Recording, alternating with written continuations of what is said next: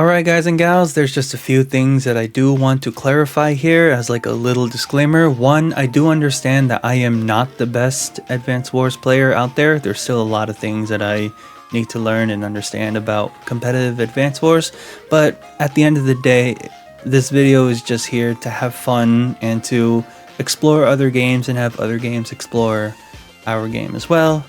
And I'm very laxed in this tier list.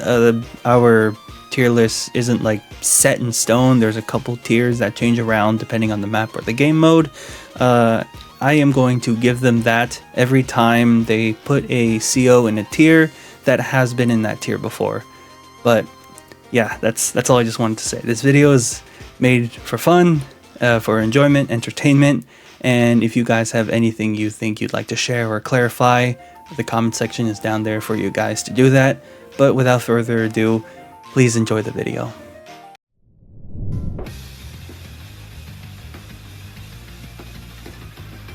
How's it going, guys and gals? This is Advanced Warrior here. Welcome back to another Advanced Wars rating video. I have a video today that I'm very excited to do. It's been a long time coming for this, but I finally found a Wargroove player who is willing to try and rate the Advance Wars by web COs, and that very special person today is Sedgehun. How are you doing, man? Hello guys, I'm excited. I'm tired because of a long day, but I'm excited to do this. So I'm gonna give it my all and make it as entertaining as possible. So. All right. So before we begin, would you like to tell the people watching a little bit about yourself? So I'm Sedgehun. Before I found Wargroove, I was Big Hun. Of course, Sedge is a character from Wargroove, and I grew to love this character so much, personality and design-wise and story-wise, that I've integrated it in my official online name, and that's the name I go by on my YouTube channel, on Discord, everything these days. So the game definitely had a big impact on my life. So the Hun of the Sedgehun means Hungarian. I am of course Hungarian, which is why you will probably notice an accent when I'm talking. Hopefully it's not too bad and you guys can understand what I'm saying. Yeah, I think it's good. I think it's good. We understand you.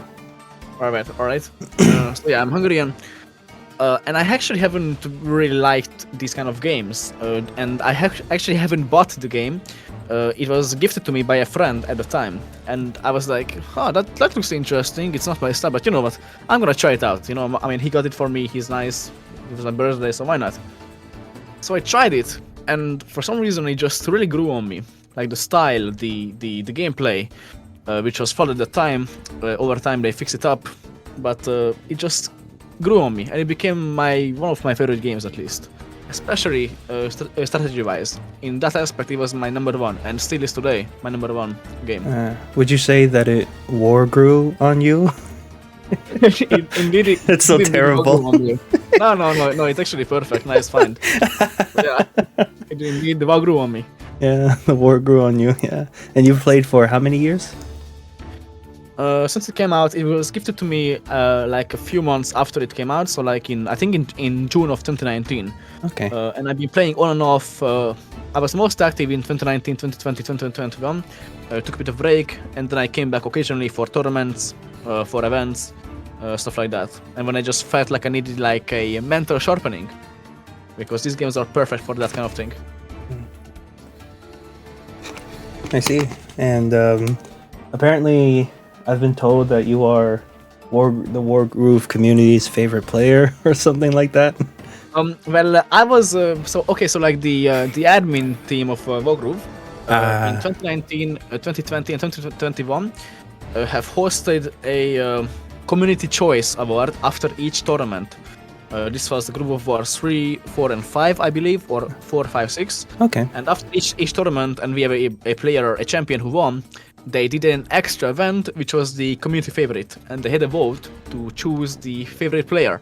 And each three of those contests, I managed to win, which I'm very grateful for. They, for some reason, kept voting for me and choosing me. So I got some awards for that. I got like a set pin in my room. I have a custom-made painting, which was sent to me from the States. Oh, really? Yeah, it's a really nice painting, and I'm very grateful for the person, I think Snow Yaya, who created it. Thank you very much, by the way. I appreciate that. And I also got a Wargroove dog shirt, t-shirt, sent to me by Chucklefish. Ooh, So, Chucklefish! Wow. yeah, really fun stuff. Oh so wow, I'm that's very grateful for all of these opportunities. yeah. That sounds really wholesome. Wargroove Community sounds really great based on a couple of people I've talked to so far. Oh, it's awesome. I'm interested to try it out someday in the future. I can't recommend it enough. All right. So today we are going to take a look at the Advance Wars by Web COs, all 28 of them, and here I'm going to have you rate them. I'll explain how we rate it. So here I just have the slide up here, and I think the tier list should. Oh no, the tier list also doesn't pop up. Okay, I have the tier list here as well. So we have S, A, B, C, and D. And the thing is about Advance Wars by Web is that we already have like sort of official tiers, like it's in 5 different sections, and we're going to see if your evaluation is accurate or close enough to what the community decided, because Advance Wars by Web has been played for so long, there's already like a solid set idea of how strong these COs are. Are you following? Yep. Yeah, indeed. Yeah, maybe one day Wargroove will have a set tier list like we do. We are getting close. It's mostly like people keep changing it. It's very volatile, but we are trying to have one that's like set in stone. I see. All right. So I'm going to try to list the key differences between Wargroove and Advance Wars by Web. So obviously, I think the biggest difference is that we do not have a commander on the battlefield. Our commander is just like, think of it like a passive, and they have their own groove and their own super groove, which is, we call them the CO power and the super CO power. CO being commanding officer.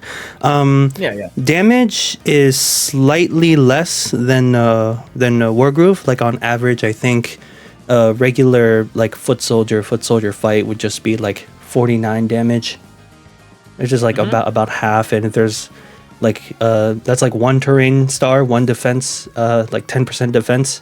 And if it's 0, it'd be like a little bit like 6. We don't really have like. Weaker, right? I'm sorry. So like the commanders in Advance Wars are like weaker in general than like in Wargroove. They're like the commanders are not on the field itself. They're just like watching the whole thing, and they give all the units a passive.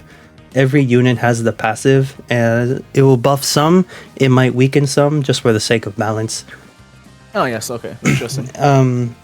We don't have any like other sharper mechanics. Like I heard a knight, if it moves its maximum movement, it can have a chance to do like a crit, right? On like certain units, yeah.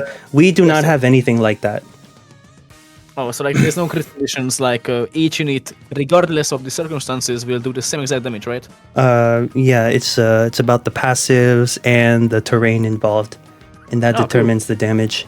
And we also have the trade-offs in Wargroove too, like defense and damage reduction and stuff.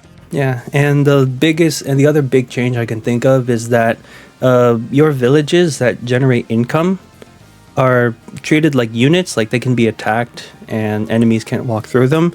Our villages are just another terrain on the tile, and for you to capture it, you need a foot soldier, and it will take 2 turns to capture if it's at full HP. Oh, interesting. In Wargroove it's like, of course, the same turn.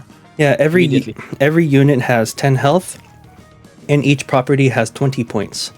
So if you say have a 10 HP infantry capturing, and then it gets damaged and it's down to 5 HP, the next turn if it captures, it will only capture 5 points. It will not finish the capture. Oh, interesting. Okay, yeah. So and quite a significant change or like difference between the games. Yeah, that's like those are the biggest differences I can think of right now based on what I've learned about Wargroove. Yeah. Alright, so I have like a clear picture of like the main differences of mechanics. Yes, and if there's any more differences, I will explain further. Oh yeah, sure. Yeah. So what were we gonna say? That commander-wise, I think this is why I would be a good choice, because I don't know anything about the commanders except like one. I have heard Sturm's Deem once. That's all I know about them. Okay, That's all I know. we'll see. Yeah, it'll be interesting when we get there. Yeah. All right, so I'll help you out as much as I can. I'm not going to try to point you in the direction, but we're just going to look at this in a general way, and I'll give you as much context as I can, okay? I'm completely blind, yeah. All right, so let's do this. All right, so let's go. You feel free to read it off. This top box is just their passive. The COP is like their first groove, and the SCOP is like their super groove. Think of it like that. These X's here are like represent bars, and each bar is 9k, 9,000. So the most common Advance Wars unit is a tank, and that is 7,000. So let's say your tank attacks the opponent's tank, and let's say you deal like half damage to that tank, like 5 HP. That will be 3,500. The 3,500 amount that you've dealt to it by cost, you get half of that, and any damage you take during your turns, you get the full amount of it into your power.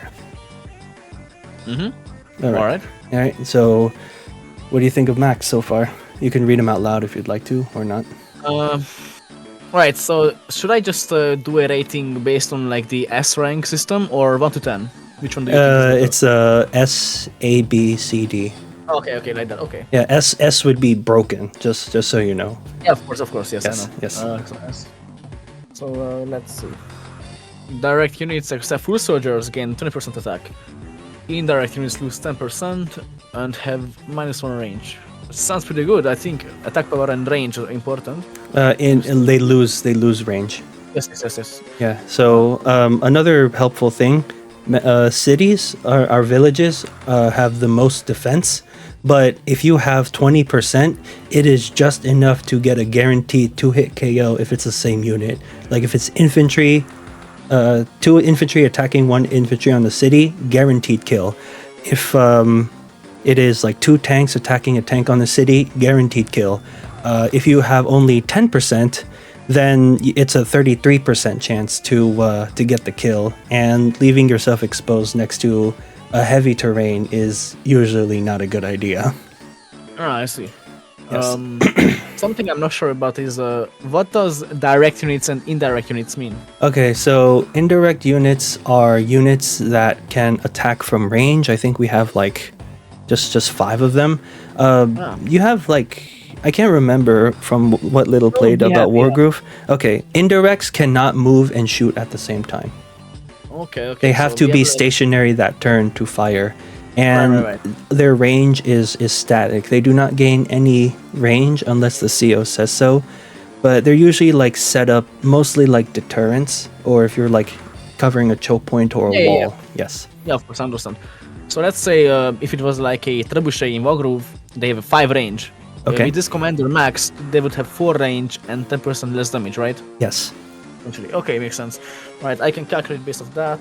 COP max force. Direct units except full soldiers gain +1 movement and their attack increases to +30%. 3 bars, 27,000, right? Yes. SCOP Super Groove. Max Blast. Direct units except full soldiers gain +2 movement and their attack increases to +50%. And that's gonna be 54,000. Yes, 6 stars. Okay. Well, my blind guess, based on the importance of these factors like attack power and the range, I would say this guy Max would be a, I would say A tier actually. A tier for Max? Yeah, I'm gonna put him on A. All right, where is Max? So Max is all the way over here. This is the they're slightly different because we have three games of Advance Wars. Advance Wars 1, Advance Wars 2, Advance Wars Dual Strike. Oh, I see. And which one is the Advance Wars by Web based off? They are based off of the second one, unless there's like a slight change to it. And there are some that came in the third one, and the third one just have their own version, just because. All right. All right. Okay. So A tier for Max, right? Yes, let's put him on A tier. Okay. I'm curious. All right. So this next one, I will explain. So based on, I did see the grand finals of the Wargroove Championship, and there was like very. Latest one? Can you see this one? Yes. Yeah. Like, I mean the one that we just had, like the latest one, or like which one did you see? The one that Mastro won. Oh yes, yes, yeah, Yes, yes. There's like I think there was like some naval like parts for like transportation and such. I think so. Pretty yeah. minor, very minor, but yeah. But yeah, there's most it's like mine naval is pretty minor. It's also really hard to use them because they're very expensive. But don't let that like set your opinion. This character is still viable, and I think you'll see with the powers. Alright, so naval units gain +5 movement and 10 defense. Air units lose 30% attack, unaffected by rain except vision, and has a higher chance of rain in random weather. Okay, so a little bit of RNG in this commander. Well, Just higher chance, right? well, if you turn on randomness, then you can. But ranked competitive Advanced Wars turns off random yeah. weather. But you'll see how relevant that'll be. Okay, Tsunami. All enemy units lose 1 HP to a minimum of 0.1 HP and half their fuel. Okay, I don't know the importance of fuel. Okay, but so I suppose it's so fuel is how much a unit can move, and when it runs out, then they can no longer move. And if they're low on fuel, they can only move a certain amount. Some Advanced Wars units require more than one cost to move through certain tiles, and if they get low enough, then they cannot cross it anymore because they don't have the fuel to keep going. Our villages can refuel you. And and another thing, if you're on a village, it will automatically repair you for 2 health at the cost of 1 HP. Yeah, so like an infantry is 1,000. They will pay 200 to heal 2 HP if you're standing on the city you've captured. Oh, but can you choose to pay, or like can you choose to not heal? No. Oh, it's automatic regardless. Yeah, it's automatic regardless, yes. And the minimum 0.1 means that if it's at 1 HP, it's not going to kill it. I see, I see. Yeah, so like chip damage will Alright. kill this. And 4 bars. Alright. Okay, so Typhoon. All enemy units lose 2 HP, minimum of 0.1, and half their fuel. Weather changes to rain for 1 day. If there is, of course, random weather, which there won't be, because this is going to be a competitive list, right? Oh no, the super makes it rain. Oh, so regardless of the options, it's gonna always rain. Yeah, it forces rain, yes. Oh, that's pretty cool. I like that. Okay, I wish we had something like that in Wargroove. Yeah, and the thing about rain is that if you're playing Fog of War, it reduces all units' vision by 1, including Drake himself. Oh, interesting. How popular is Fog? How popular is Fog? I would say that it's like the second popular out of the 3. The 2 are very close, but I think there's a little bit more players in Standard. Okay, yeah. Alright, so very similar to us. Yes. Alright, so based on these things, the fuel system is interesting. I love the forced weather mechanic. Yeah, it sounds very promising. I think in the right situation, you can abuse the hell out of it. Yeah, and it makes a movement a little bit harder for everyone else. Okay, good stuff. I'm gonna put him. I think he's going to be I'm gonna put him at a B. Let's do a B. You're gonna put him at a B despite his weakness. Yeah, let's do B.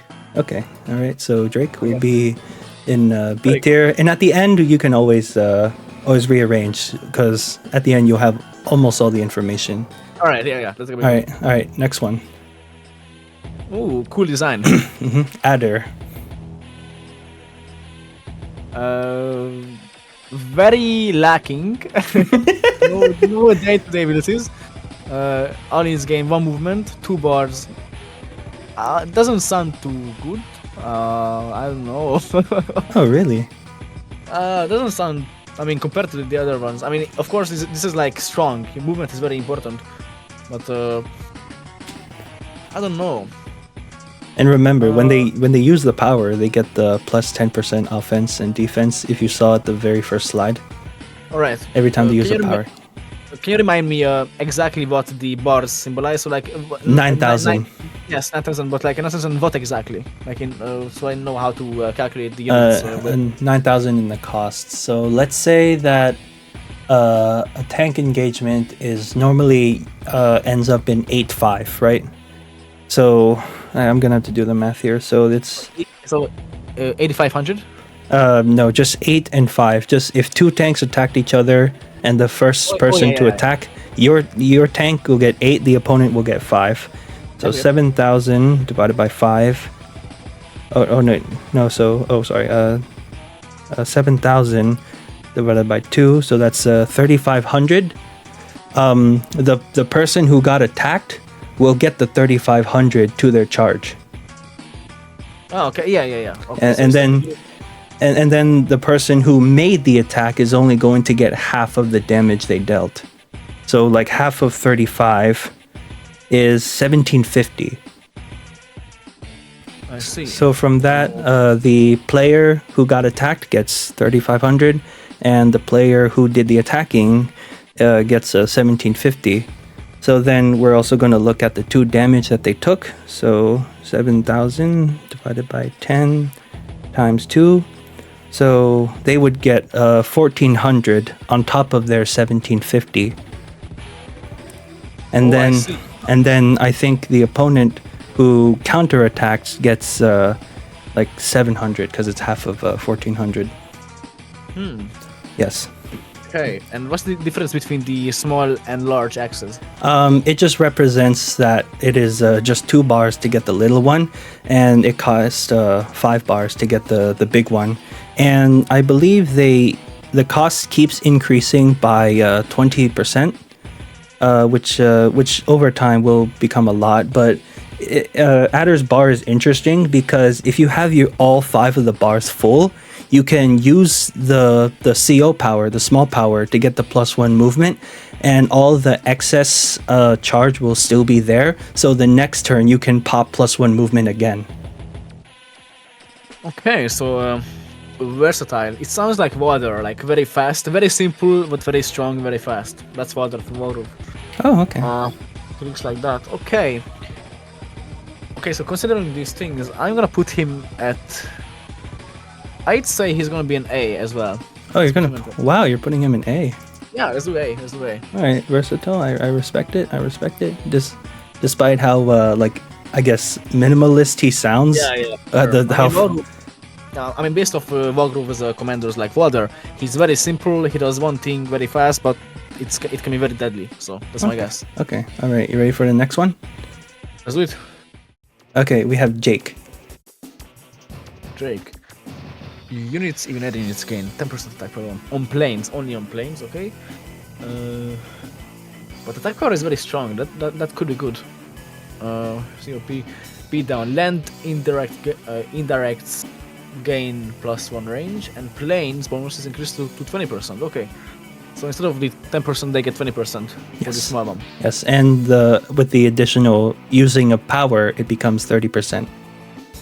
So like it doesn't become 20, it gets it is 20 by itself, but every single time you use a power, you get plus 10% on offense and defense. That's for everybody. Oh, okay. Yes. The big one is Block Rock. Land and indirect gain +1 range. Planes bonus is increased to 40% and vehicle gain +2 movement. Okay, movement is always strong, I think. And planes bonus is... Well, yeah, okay, so lots of planes. So planes are the ties we want with this guy. Yep. Lots of plane stuff. Okay, the passive doesn't seem too bad either. I guess we could... I don't know how viable this is, but like just speaking as a plan, it could be nice to like counter him by putting units on plane tires, which could be fun. Yeah. I don't know how viable this is, depending on the map and stuff, but yeah, that's something I just thought of. Okay, well... based on that, it's a strong but basic and straightforward power. He's indirect and he's specials.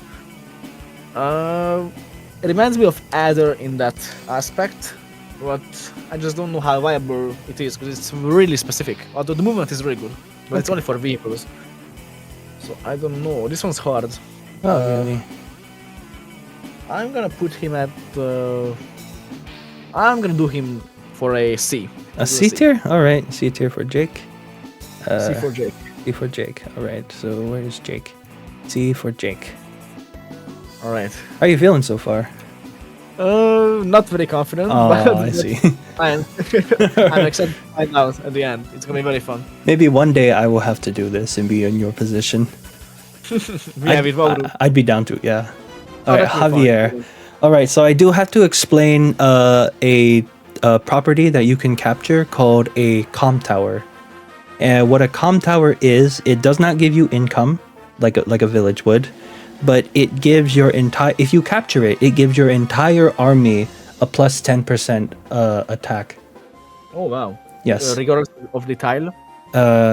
Regardless of the tile, it's like a passive. Every single one of your units, if you capture it, get a plus 10% attack. And Okay. I would say on average, there is just 2, so for 1 on each side. Sometimes they can be safe, sometimes they can be contested.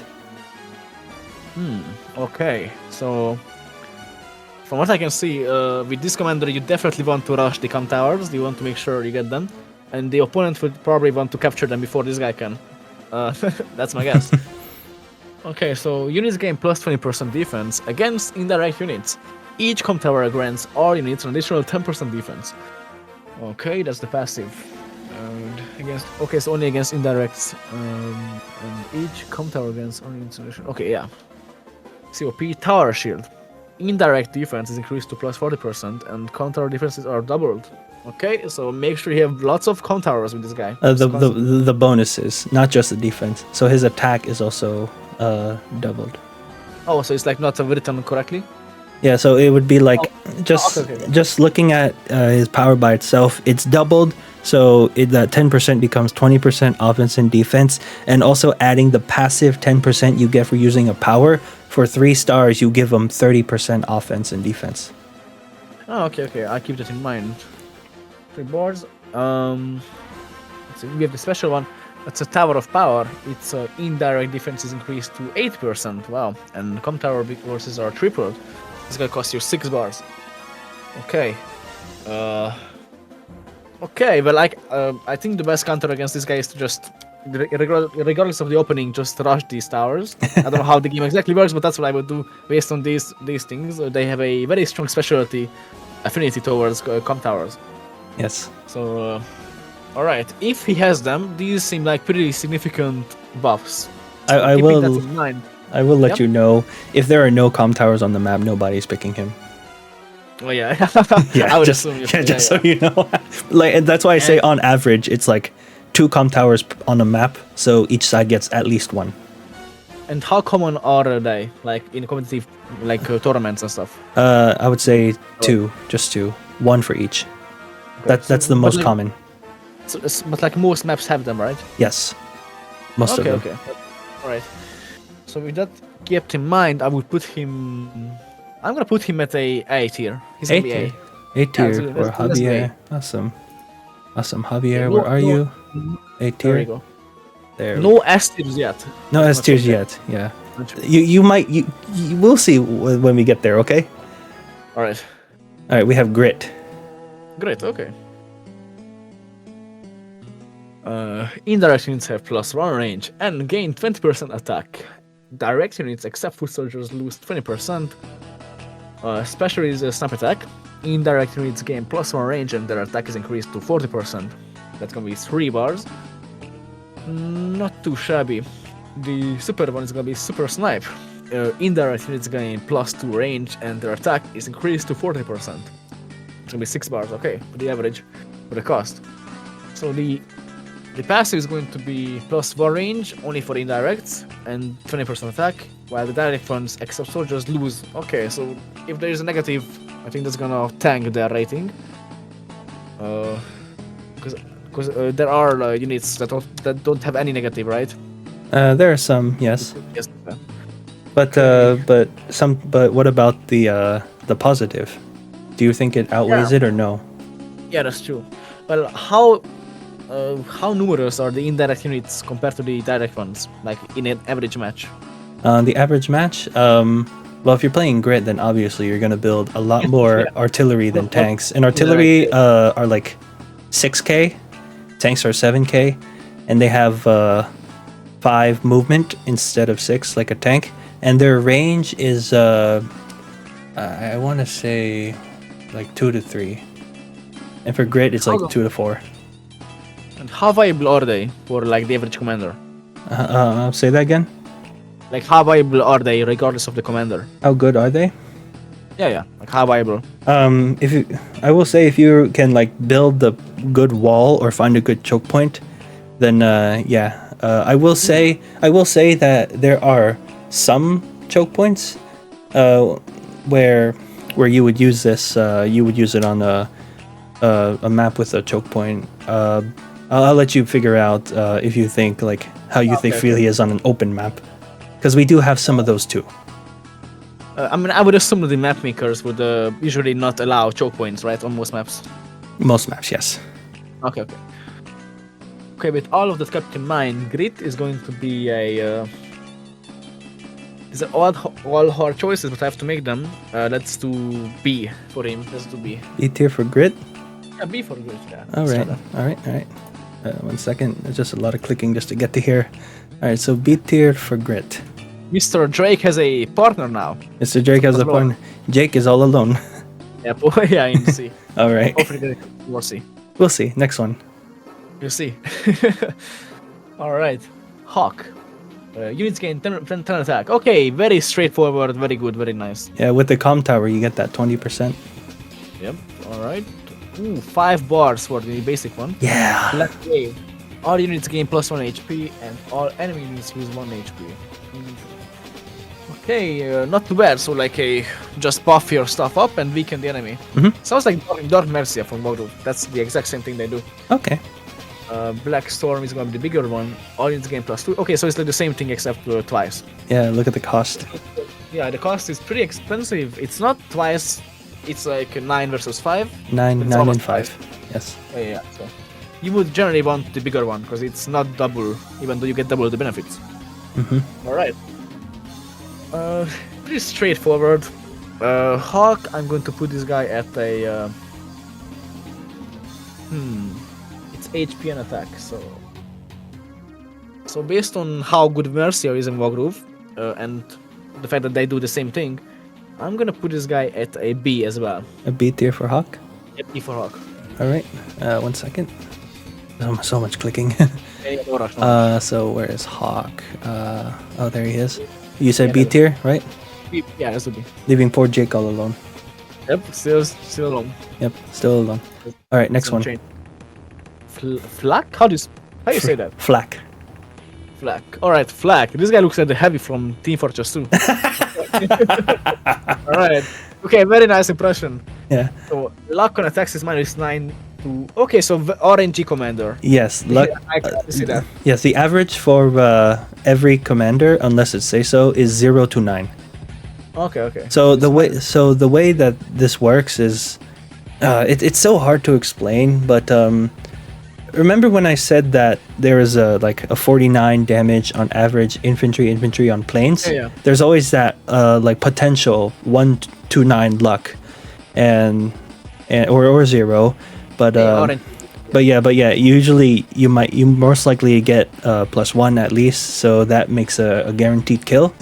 Luck, it scales with defense, but it can do so much if you get a high roll. There are some really strange incidences where a foot soldier can take out a tank because they just got really high luck. It's not the same as offense. Think of it like a crit, like a critical hit, basically. Yeah. But this is just random. It's interesting because RNG was taken out of Wargroove with the release of Wargroove 2. Ah, okay. Wargroove had RNG, but the second one is just flat numbers, regardless of of course we have defense and stuff, but there's no RNG anymore. Oh, so it's more sharp. Yeah, it's more sharp. It's more you have to calculate and you don't have to base your attacks based on luck. Okay. So that's not the case with this guy. Flak would just smash that idea to the ground, and he's just gonna come in and hope you get a you get a good deck with him. Does he look like a guy who would smash things around? He looks exactly like the guy who would smash things around. That's the one and only thing I would imagine him doing. He doesn't seem like a professor of any kind. He just seems like some kind of beast. Alright. Mine is 19 to 49. That's gonna be 3. And the second one is the Barbaric Blow. The other one is the Brute Force. Lock range is changed to Put that to 89. Okay, So the way luck works is that it will like roll the positive, right? And Yeah. then it will roll the minus, and it will like subtract it. So if you got you can have, say, if you did get the 24, you could roll the 9 and then it would just be 15% luck. Or you could roll a 1 and then you could get a -9 and you just do less damage. Okay. So then it just gets more volatile the more the bigger power you use. This game must be like fun to watch when you're like spectating a match. I think like the commander of the people, for sure. Yeah. Right. Well, if you get lucky with him, I think he would be an S tier. Those are pretty nice numbers. But there is the chance that you will be unlucky. But I think that's some pretty good odds still. I'm gonna put him at A tier. You're gonna put Flak in A tier? Okay. Yeah, let's do A tier for Flak. Alright, A tier for Flak. Alright, we'll see. Alright, so where's Flak? Where's Flak? Flak is A tier. Is it the beginning? There we go. Jake is still lonely down there. Alright, doing good so far, I hope. Yep. This is gonna be so fun for the people who are watching and they know exactly the tier list. This is all for fun. This is all for fun.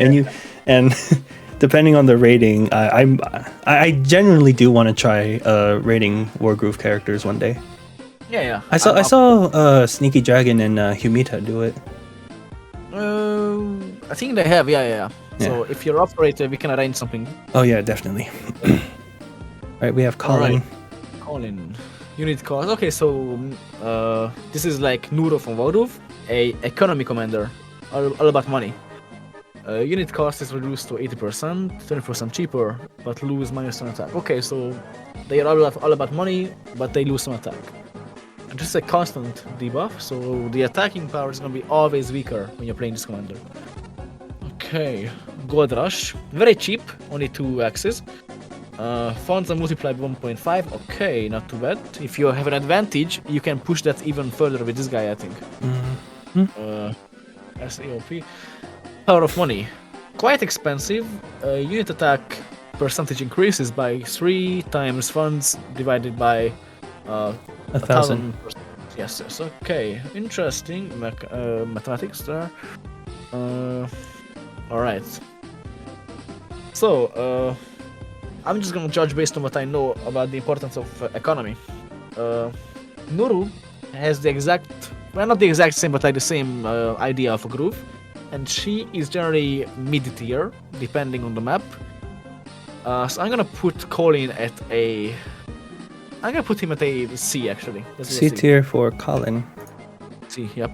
All right. Alright. Where's Colin? Oh, they're not in any. Now Jake has a friend. And Jake has a friend, alright. Yeah, none of these are in any order. I think just alphabetical order, but Yeah. I still. This website is like that. Yeah. All right. Alright, here you go, Andy. Andy. No abilities. Perfect start. Okay. That doesn't sound good. Hyper Repair. Average price. All units gain 2 HP. Okay, just the repair guy. And the Ultra version costs twice as much. Hyper Upgrade. All units gain 5 HP and 10 attack. Okay, not too bad. And 1 movement. Okay, the special one sounds pretty good for this guy. But the fact there's no normal abilities and his basic one is pretty weak, even though it costs 3, which is average. I'm not sure. How about a C tier for Andy? C tier for Andy? Yep, C. Alright, so Andy, he's at the front because his name is A, so I knew that. Caught that really quickly. Alright, up next. Ooh, complicated. Okay. Oh, this was interesting. This one. Okay, very complex. Okay, so feet soldiers gain 30% attack and a 50% capture point bonus. Run it down. Other indirect units lose -10% attack, and the transports gain +1 movement. The transports only can carry the foot soldiers. Oh yes. And yeah, there are 2 foot soldiers, your regular infantry, and there is a mech that costs 3,000 instead of 1,000. Only have 2 movement, but they do good damage to tanks and other vehicles. No, except the super heavy ones. Only 2 foot soldier units. Oh, so transports aren't that good. In Wargroove there's like 5, 6 of them. Actually more than that. So transports are like viable. But even then they are not used too much. So the fact that they're even weaker here, I don't think that's too much of a good power, the +1 movement, for transports, which are barely used. Okay, I will keep that in mind. Special attack, double time, basic price. Foot soldiers gain +1 movement and their attacks increase to 50. Okay, plus 50. Pretty good. So you do want foot soldiers with this character, with this girl, even though the transports are not very good because you have to spend the production. They cost more. There is something funny you can do with the transports in Advance Wars by Web. So if I think, correct me if I'm wrong, but if you use an action with a transport, then it can't do anything else that turn, right? Yeah. In Advance, you can move it and then have the unit exit. Okay, yeah, move in, then have the unit exit. Yeah, it's the same thing. Yeah. We have like 3-4 transports.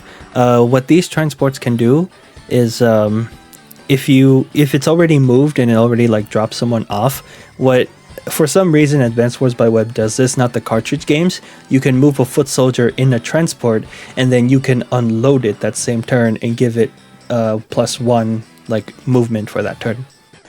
Oh, so they might actually be decent compared to the bottom ones. Okay, alright, I keep that in mind in the rating. And they get +1 movement, so they can reach the transport even faster. The super one SCOP is gonna be Victory March. Full soldiers gain +2 movement, and their attack is increased by 2 +70%. Full soldiers capture buildings instantly, regardless of their HP. That sounds juicy, but it's very expensive. Imagine a semi foot soldier. Let's say you're playing against a semi, and then you have a foot soldier close to your stronghold. Yeah, so you can definitely do some flashy stuff, but it's so expensive. Like, you have to make sure you plan correctly. And I guess this is expensive enough that you have to be in a lead to be able to viably use that, right? There's also another win condition that some tournaments like to use, where they will have like 25 or 30 day limit, and if you have the most properties by the end of those 30 days, you win. Oh, okay, that's good. That's good. So in those matches, this could be very good. All right, Sami, cool design. Let's see. Okay, very difficult choice, but I will make it. I'm going to put her at. Let's do A tier. A tier for Sami? Yep, A for Sami. Oh, so you see something in her. I do. Alright, that's really good. I hope this doesn't. You said A tier? Yeah. I hope this doesn't affect your rating. It shouldn't, but she is like one of my favorite characters design wise. Oh, then she's S tier. Yeah, I mean, I love her design too. Like, she looks very cool. Yeah, the design is really cool. All right, yeah, for sure. I love it. Love the smile. Mm-hmm. All right, Nell, another luck character. Okay, so she is the opposite of the other one, Flak, right? Yep, Flak. Yeah, Flak. She is like a nice and calm, educated little lady. She is your if you play Advance Wars Reboot Camp, she's the first person you see. Oh, okay, interesting. So, good introduction. She seems like a combination of like a military soldier and a teacher. Teacher, yes. Yes. All right. So luck on attacks is okay. So you can't get. Okay, so you can only get luckier, but you can't get unlucky. Which is yes. Nice. COP, Lucky Star. Luck is improved to between 0 and 59. Lucky Laughs. Twice the cost. 99. Okay, so you can. This is only box. You can't go wrong, and that's pretty good. I like that. Yeah. So just straight up better odds. And better odds. Yeah, just have luck on your side when fighting with her. That is very promising. The fact that there's no minuses, I think that counts for a lot of lot. I'm going to put her at S tier. S tier? Yes, let's do S tier for her. Alright. First S tier of the list. Awesome. If she's going to be like D tier or something, I'm going to be like so like, that's going to be hilarious. Yeah, it would be. Alright. Grimm. Ooh, scary guy. He has a big X on his forehead. That's not a good sign. Oh yeah, he's been through something. Yep, he's been through something. 30% attack, but lose 20 defense. Okay, so very offensive commander. Glass cannon. Yeah, glass cannon. Yes, like that's the word. Knuckle Duster, 3. All units attacks increased for 50. Okay, so no negatives. And Haymaker, 80%. Okay, so it costs twice, but only 30% better. Interesting. You're gonna want to aim for the basic attack, or the normal special attack, I think, with this guy. Plus 30% attack. Glass cannons are pretty good, but you need to have a plan, and you need to have the right execution and the map and terrain and stuff. Based on how common these environmental factors are, or how commonly they can be abused in the correct way on average maps, I'm gonna put Grimm at between I don't know. You want to look at the tier list again? No, it's okay. Okay. Let's do B. B tier for Grimm. Actually A. Let's do A. Actually, never mind. A tier? Yeah, let's do A. Alright. A tier for Grimm. Where's G? All the way back here. So A tier for Grimm. So no D tiers yet. Okay, interesting. No D tiers just yet. I'm wondering. Alright, here we go. Alright, Lash. Units gain 10% attack for every terrain star. No, every units are unaffected by terrain. Yeah, of course, just like in Wargroove. Yeah, so terrain stars are like the 10 defense I told you about. Yeah. Like, so she'll get 10% on plains, 20% in forests, 30% on cities. Alright, so plus. Okay, terrain tactics. Movement cost for all terrain is reduced to 1, except in snow. What is snow? Snow is like a much worse version in a much worse version of rain, but all fog vision is the same. I just realized how much that could be misinterpreted, but I looked later on at the Olaf part of this video, and I did clarify that snow does really make the opponent really slow when we get to that CO, but yeah, I hope this doesn't affect the rating. Oh dear. Okay. So you generally won't see snow, right? In most games. Yeah. Okay. Boost to 1. Ooh. So like I said, like there's some tiles that take 2 movement to go through. Lash ignores that. Yeah. But when it snows, then she cannot do that. Okay. All right. Pretty expensive. 4, and the special one is gonna be 7. Prime tactics. Terrain stars are double rolled attack and defense.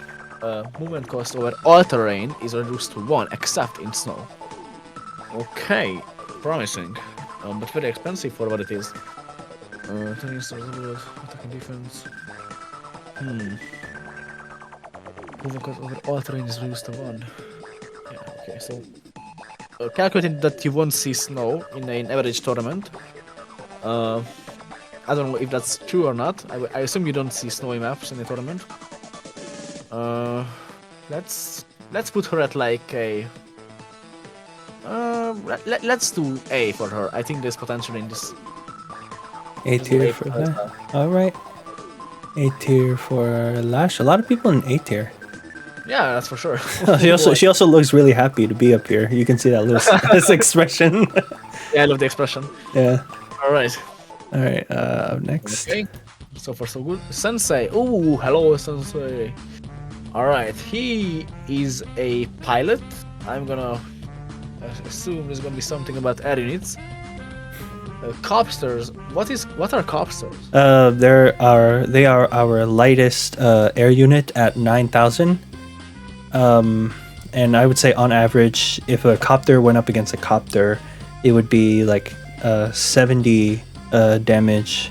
So it'd probably be like 7-3 if there was copter on copter engagement. Oh, okay. Yeah. They cost 9k. There is a ground unit called an anti-air that costs 8k, and they can one-shot copters. Okay, so at full health. So like harpies, like in Wargroove, in harpies. That would sound about right. Sounds about right. Yeah. All right. So air units and foot soldiers gain 40%, but all other non-air units lose 10%. Okay, so you want air units with this guy, that's for sure. You don't want to have your armies bulk be non-air units, land units. Transports gain +1 movement, which is strange because you don't really want, I suppose, too many transports. But the transports don't attack, so their -10 attack is irrelevant. Yeah, that's true. Okay, very cheap COP. Copter command. Copter's attack is increased to 65. So the 9 HP unweighted infantry. What's unweighted infantry? Means that they can do an action that turn. Oh yeah. So 9 HP infantry are placed on every owned empty city. Oh wow. That's 3 units, right? Yes.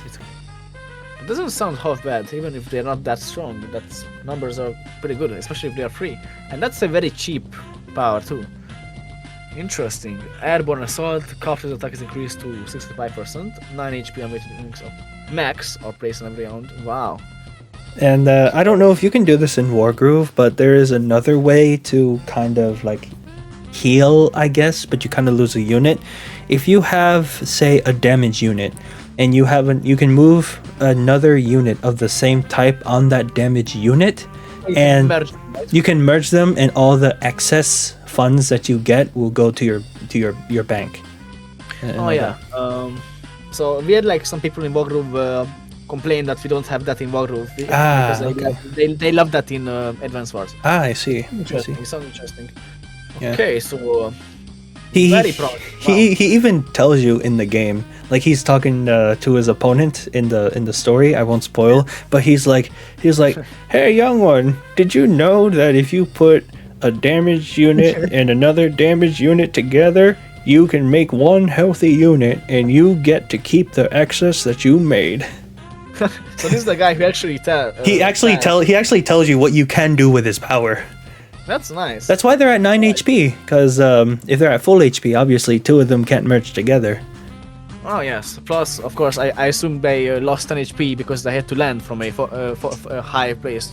That's also yeah. It looks like he's like a paratrooper.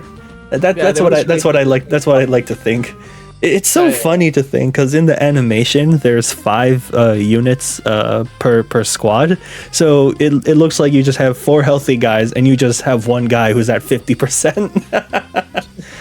Yeah, there's always like one unlucky guy whose parachute is malfunctioning. And it's just like had a rough landing. Alright, I love this character overall so far, and even his strength seem very good, very cheap and very strong. 3 units are nice, and plus 65. Okay, you know what? I think Sensei is going to go to S tier. S tier for Sensei. S tier for Sensei. Let's do S tier for Sensei. All right, awesome. All right, so where's our second S tier, Sensei, all the way in the back. There you go. No, all the way at the top, not all the way in the back, but the back of. There is no back, because there's only one other character up there. Eagle. Okay, another air unit. Oh my god, that's an expensive freaking looking SCOP. Alright. So the passive is air units gain. Okay, air units 15% attack and 10 defense and consume -2 fuel per day. Okay, so they are easier to maintain. Yeah, so the normal fuel consumption each turn is 5. Okay, so except for Eagle, yeah, 3 less. And if they run out of fuel in the air, they will crash and die. Oh, okay, so you definitely want fuel consumption when you're using air units. Yeah, I will say for most of the time, most games you will not lose units to fuel. If it's like a really long attrition-based game, then fuel can become relevant. But the ground transports that I mentioned can refuel units. So maps where it's possible to stall out and become a long fight, this guy becomes substantially better because of the fuel effect. I think that's my guess. So naval units to 30%. Okay, but you don't want any naval for sure. So make sure you have an air heavy map, but no naval heavy map when you're picking him. Yeah, and like I said, like all the games I saw in the grand finals of the World Championship, they're mostly similar to Advance Wars by web maps. So yeah, a lot of ground, and there's mostly at least one airport on every map. All right, lightning drive. Air units attack and defense are increased to 20. Okay, just a straight buff. And the lightning drive again, same name, but much more. Oh, lightning! It's lightning strike. I'm sorry. Okay. I'm so sorry. I didn't check this. It's lightning strike, not lightning drive. Lightning strike. Lightning strike version. And air units attack and defense are increased to 20%, and all non-foot soldier units may move and fire again even if built this turn. Use his power. Okay. So you have to build units and then use his power, right? Yes. That's ideal. Okay, so sounds like Caesar from Wargroove. You can reuse units which are moved. Oh, the dog, yeah. Yeah, the dog is like Yeah, but this is all your non-foot soldier units. All of them. Okay, promising. I think that's going to be a... For 9 stars. Very expensive, I don't know. In the right situation, there's a lot of potential. I want to put him at S tier, but I don't think he's quite there. Eagle S So tier? Let's do A tier for him. 8 tier Eagle, okay. There's gonna be no more space in A tier eventually. You never know. You might look at all this again and be like, I think I'll move this again. All right, awesome. Okay, Sasha. Okay, Sasha receives 100 funds per property that grants funds and she owns. Labs, com towers, and is it all funds games do not get additional income. There's a setting where you can turn off the funds, and you already I think you already have the units, but there are no bases to produce more units. Okay, so you don't want to pick her on those games. Yeah, they're usually pre-deployed maps, but you never see them in competitive. All right, Market Crash reduces enemy power bars by 10 times funds divided by 5% of their maximum power bar. Okay, pretty cheap. And War Bonds receives funds equal to 50% of the damage dealt on attack units. Ooh, that's okay. So literally a war on economy, essentially. Well, Or an economy. alright. That sounds pretty good, actually. I like that. Well, I like it. I'm not sure if she's actually good. I'm gonna put her at. I would say B tier. B. B tier? B for Sasha. B for Sasha. All right. Where is she? B tier for Sasha. Yeah. A few more friends in the B tier. All right. All right. So No D tier yet. I mean, okay, Sturm. Okay, so this guy's Dim I know about. oh, you do know about? Okay. Okay. Oh, his theme song. Yeah. I Yeah. love it so much. I love it so much. Yeah, that's the only thing I know. But the whole game, alright. Sturm. Movement cost over all terrain is reduced to 1, except in snow. Just like Lash. Oh yes. So glass cannon plus also movement. Read that again. That last sentence. You need to lose minus 20% attack and gain 20 defense. Okay, so the opposite of The opposite of a glass cannon. Yes. Okay. So very bulky. Or interesting. Meteor Strike. Pretty expensive. 2 range missile deals 4 HP damage. The missile targets an enemy unit located at the greatest accumulation of unit value. Ooh. So Okay. think of a almost like a diamond where the diameter is 5. It is 5 across, 5 top to bottom, and it's like shaped like a diamond. Because both of our games are like tiles with the squares. Yeah, so yeah, it covers that area. Yes. Oh. Okay, and a very expensive Meteor Strike 2 is a 2-range missile which is 8 HP, so twice the power. The missile targets an enemy unit located at the greatest. Okay, so same thing. Okay, so same thing except it's gonna cost 3, 6. That's 9. No, 10. 10. Yeah, 10. Okay, so 10 versus 6. Okay, so it's gonna be twice the power, but only so cheaper, relatively speaking. So you want to buy this in bulk if it was a grocery store. All right. So I'm going to go. Okay, sounds pretty good, pretty damn good. Still expensive, but quite good. The movement thing is really good. I'm gonna put Sturm at S tier.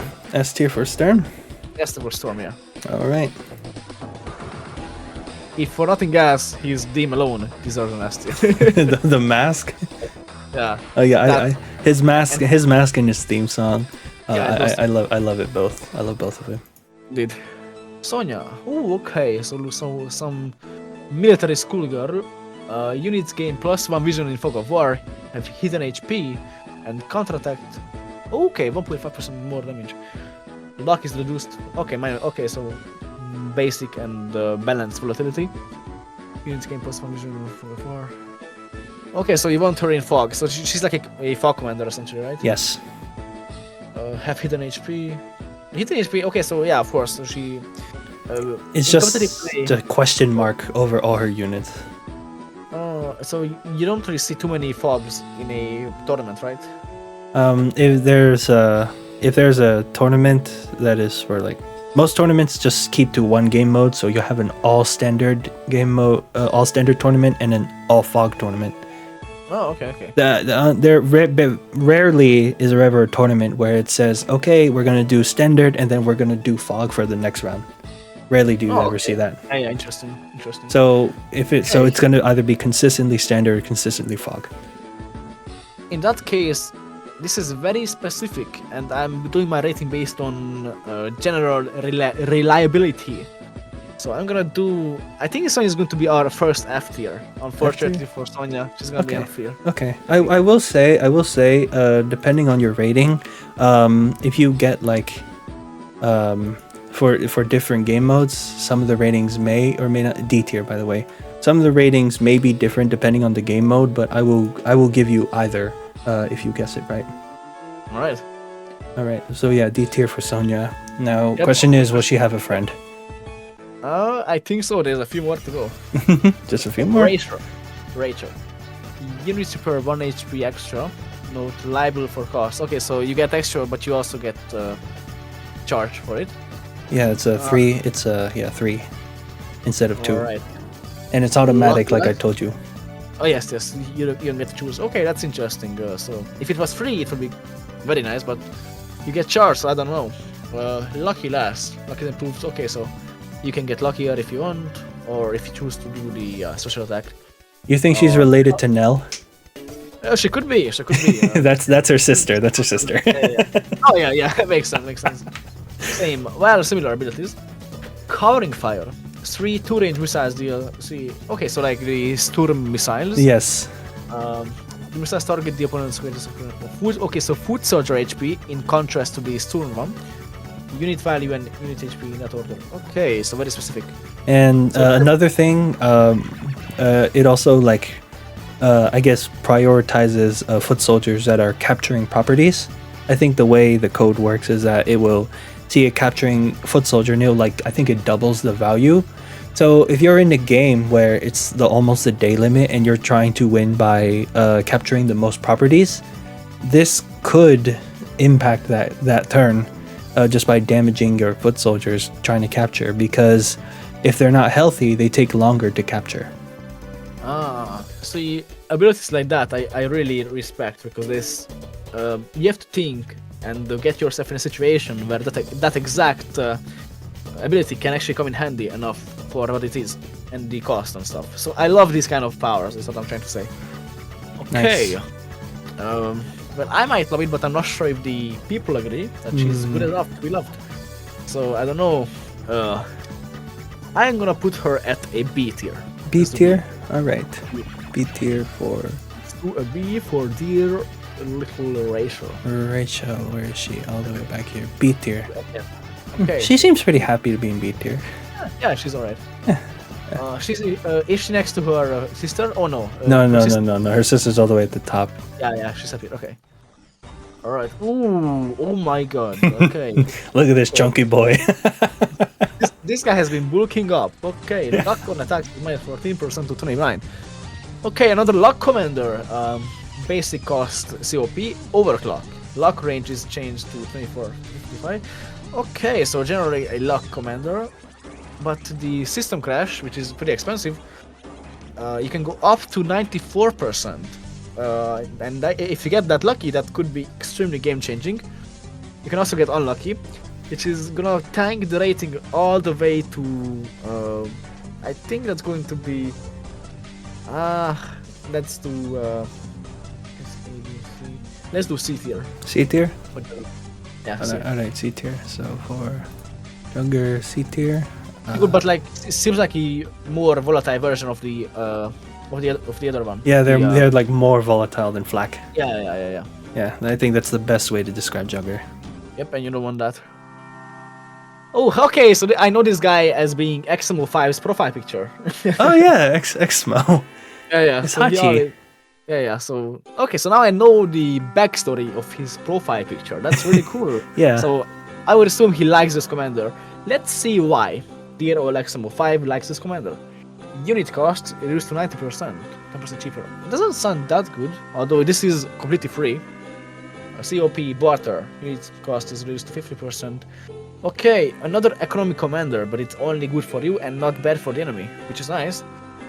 Merchant Union. Units cost reduced to 50% and ground units can deploy from cities. Ooh, and pretty cheap for that too. Sounds pretty good actually. Simple, but I don't see any downsides. And not too expensive either. I would say that's an S tier. Let's do S tier for Hachi. You think that's why Exmo has Hachi?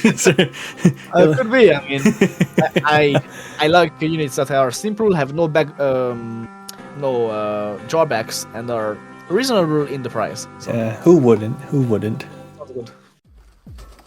Jess. Okay, that's a big pencil, or is that a? Actually, no, that's a bullet. Is it? Isn't it? Okay. Hold on. Time out. Sedgehun, everybody in the community memes on Jess for carrying a pencil. So the fact that you said it right away is so hilarious. Okay, that's gonna be amazing. It actually looks like a pencil, and again, I have no. This is the first time I'm seeing this commander, so this is literally my honest reaction. Most honest reaction. And so you basically just validated the community who calls Jess's bullet a pencil. I guess. I mean, that's literally what it looks like immediately. But at a second thought, given that she seems like a general of some sort with pink hair, that's gonna have to be a bullet, I think. So let's see. Vehicles gain 10% attack, but all other units, including foot soldiers, lose 10%. Okay, so you want vehicles with her. Turbocharge. Vehicles plus 1 movement, and their attacks increase to 20%. All units resupply fuel and ammo. Okay, so free fuel and ammo. And they get plus 1 movement, attack is increased to... Okay, very good. Overdrive. Plus 2 movement, 40%. Okay, so just twice. Okay, yeah, twice the cost and twice the efficiency. Pretty nice. That's going to be an A tier, I think. It's an A tier. Quite good. A tier for Jess? Yeah, there's so much A tier, but that's how I feel. So much in the A tier. Oh, but yeah, you can always rearrange at the end when you feel like it. Alright, so... Alright, up next. Wombolt. Ooh. So this guy has no normal attack. That's the first thing I noticed. Very interesting. Wombolt. Poor guy looks like he's on life support. I don't know how he's fighting. Exactly. Passive is gain plus 10% attack and defense. Okay, very good. Just overall buff. And you only have a super special attack and a very expensive one at that. 10. 1, 2, 3, 4, 5, 10. Yes, 10. Ex Machina. So Deus Ex Machina. From Project Horizons and other stuff. And Matrix. A 2-range missile deals 3 HP damage and prevents all affected units from acting next turn. Ooh, potential. Expensive potential. It's a stun, yeah. It's a stun grenade. Well, stun missile. The missile targets opponent's greatest commission of value. Okay, yeah, makes sense. So just like Sturm. So he has a nuke, but a very expensive one. But his passive is very, very good. That's just an overall strength in every aspect to your army. Except for movement and stuff. That sounds like, I don't know, the fact that there's like lack of like special attack. I would put him at S tier if it wasn't for that. I don't know.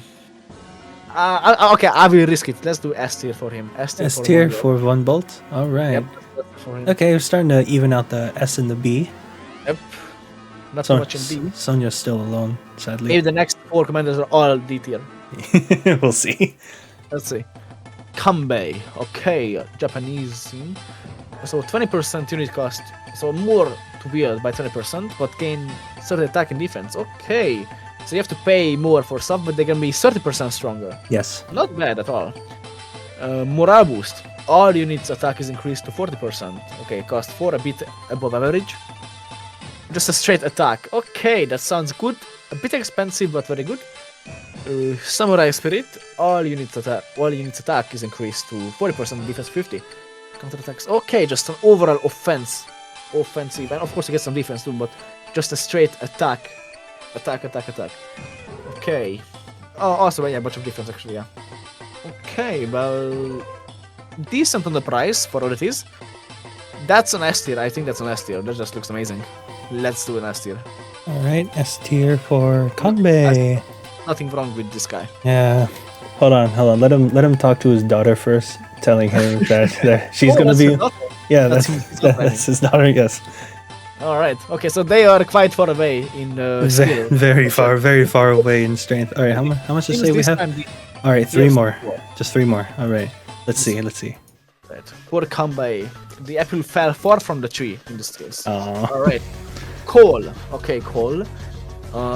Very scary face paint. You need even add units, gain 10% attack power on roads. Okay, so you get stronger for no drawbacks, but only on roads. Yeah, roads, if you're not sure, have no defense on them, but almost every unit just needs only one movement cost to move onto them. Yeah. Same as Wargroove. Roads have like no defense and no cost. No cost. Forced March. All units gain +1 movement, and the road bonus is increased to 20%. Basic price. Okay, all about movement. Okay, so roads become even better. So it reminds me of the character of the commander who specialized in planes, except this is for roads. Yes. And that commander, I think I put that commander at A tier, but roads are quite important too. But I think there's still more planes than roads. And Trail of Woe, +2 movement and. Okay, that's going to be B tier. Let's do B tier. B tier? Yeah, let's do B. All right, B tier. To the other one. All right, Koal is in B tier. Still right, keeping S and B similar. Are we getting any D tiers? Let's see. Let us see. Olaf. Ooh, looks like a cool guy to have a beer with. All right. Unaffected by snow, clearly. I mean, look at his beard and that cloth, those spots. But rain affects him, the same as snow, whatever. Okay, but you won't see rain usually. Unless you're up against Drake. Oh yeah, then it could be forced on you. Blizzard changes the weather to snow for 1 day. So this is regardless of the setting? Yeah, regardless of the setting. Ooh, very nice. Okay, I like that. Winter Fury. Enemy units lose 2 HP to a minimum of 0.1, and the weather changes to snow for 1 day. Alright, I like that. He changes the elements to what would be his advantage. Well, he doesn't gain anything, but the opponent just is slow. Like extremely slow. Yeah, not bad, but like relative to everything else, I think we have another D tier. So we have another D. Olaf is going to go next to the girl, the lady. I forgot her name, but she now has a friend. D tier Olaf. All right, last one. I put this one at the bottom because I think it's interesting because there is a difference that I did mention between Advance Wars and Wargroove, and I put her last for this special case. Okay, let's see. Oh wow, she looks like a paintbrush. Alright, Kindle units, even air units gain 40% attack while in urban terrain. Urban. HQ is bases, airports, ports, cities, labs, and com towers count as urban terrain. Okay. Paintbrush. So, yeah, that's lots of stuff. Yeah, we should. I mean, we have a pencil and now we have a paintbrush, right? I've never heard anyone call Kindle a paintbrush. Now I can't unsee it. Yeah, that's literally what I see. All right. Urban Blight. All units lose 3 HP on urban terrain. And the bonus is increased to 80%, so double. Alright. High Society. 130% from 80, or like from 40, I guess. And all attack for all units is increased by 3% for each of your own urban terrain. Doesn't sound bad, especially for a paintbrush. That's actually really impressive. What can be achieved by such a being. Man called Kindle paintbrush. Alright, so Kindle is going to go next to the pencil. I think it's where did I put Mrs. Pencil? Mrs. Pencil. You put her in like pull it up. You put her in A tier. Actually, let's do B tier. B tier for Kindle. Yes. Okay. They almost have the same hair color. Almost. Yeah. All right. So actually, let's do A tier for her. Sorry. A tier. Okay. Yeah. All right. So any arrangements you think you want to do? Alright. If you want me to ask, I can tell you off the top of my head what they do. Yeah, I mostly remember. Let's see. Olaf and Sonja. Yep. Snow, Fog of War. I don't. I think I'm happy with that actually. I think that's my final. You're happy with this? Yeah, yeah. I could. I don't know. Yeah, I think I'm happy. Yeah, it should be okay. Should be Okay. All right. Okay, so we have 6 in S tier. We have 10 in A tier, 6 in B tier, 4 in C tier, and 2 in D tier. All right. And answers are in. Sedgehun, we are now done, and you have locked in your answers. So I think we'll just go ahead and I'll just arrange them from the bottom to the top, okay? Okay. Okay. Let's see how many I got right. Okay, so Olaf, I have a question. Do you think this is one of the most hated characters in competitive Advance Wars? I think he. I don't think so. I think he's underutilized, and people are sad for his potential, for his loss of potential. A lot of people get really upset when they go up against Olaf. Oh. Snow is ridiculous. Because like I think foot soldiers might only get like one movement after that. It obviously depends, but I think it like doubles the movement costs for most terrain when it snows, and powers actually do happen quite a bit. And with the +2 damage, most of the time when Olaf gets his superpower, the game is over. Because it's like +2 plus it's like -2 to all your army, and you're slowed. So it's really hard for you to retreat or reinforce your army because of the snow. Is he S tier actually? He's actually not S tier, but he is like the most hated in B tier, which is our tier 2. Ah, okay. Yeah, Okay, so and just comparing to Adventures by Web, S would be tier 0, and then 1, 2, 3, 4. So Okay. average when you're picking him, but you don't want to fight against him. Everyone's picking him because he's just good. In Fog specifically.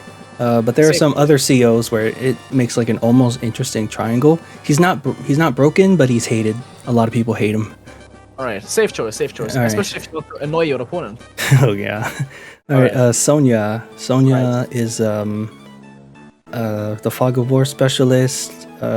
Obviously, in a standard game, she's not that great. In standard, she is D tier. In Fog, she's actually C tier. Okay, so You were right. You were right about Sonja. The problem with Sonja is that -9 luck actually hurts a lot.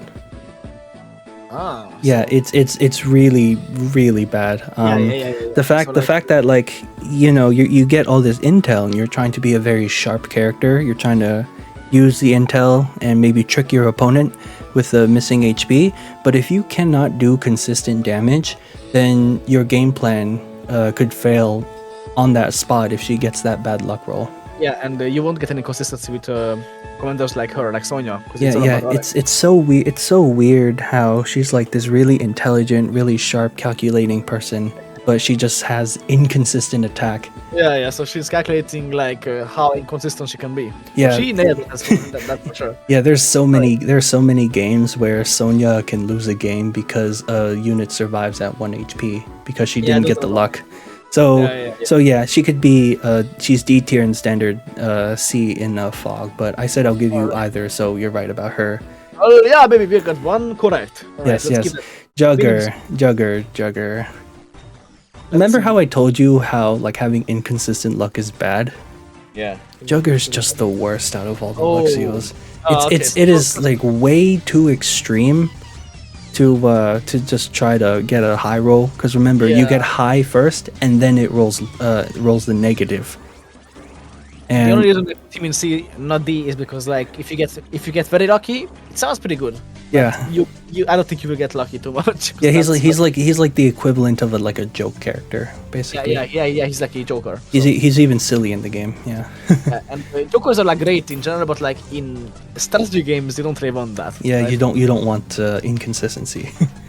You want jokers in the casino, not here. Yeah. In a casual game, he's great. Yeah. Casual, he's great with the other guy. Right. And Andy. So remember how I mentioned that damage is like less compared to Wargroove. Yep. Meaning that you actually have units that survive, that you actually lets you use the hyper repair.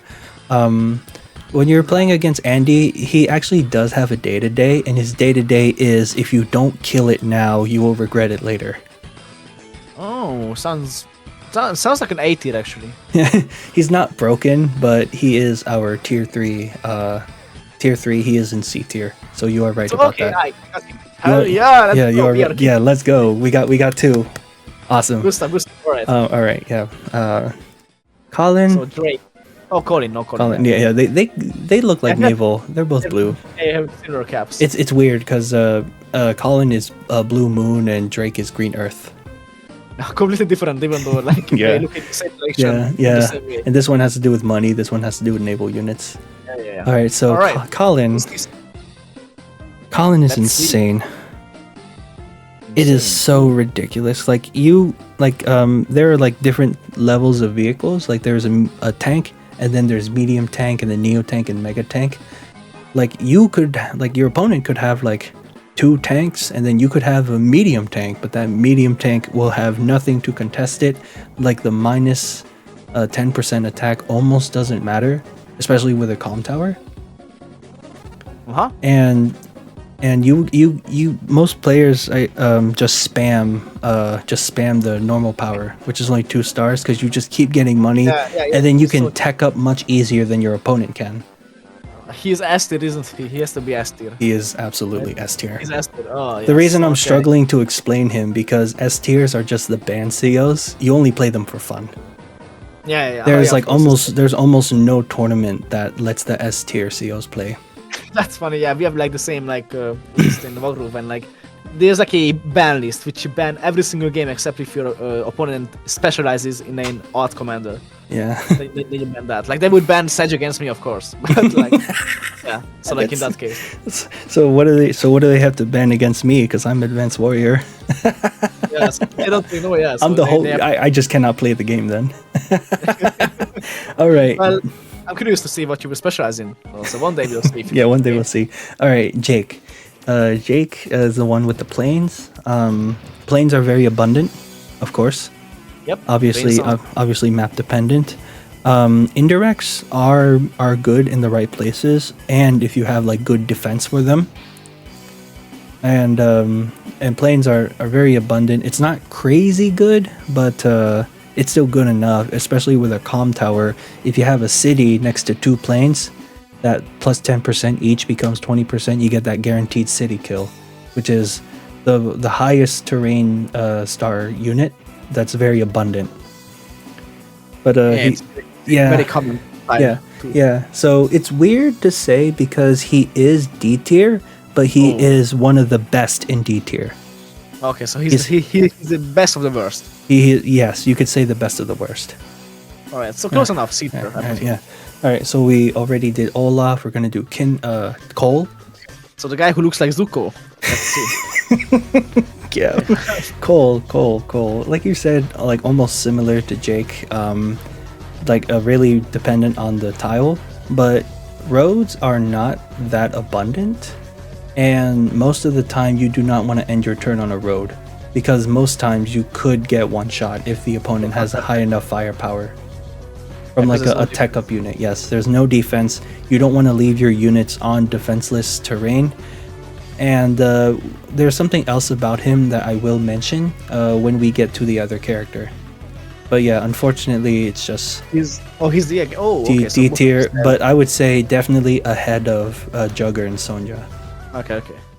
Rachel, very like a weird hodgepodge of abilities. She can repair for 3.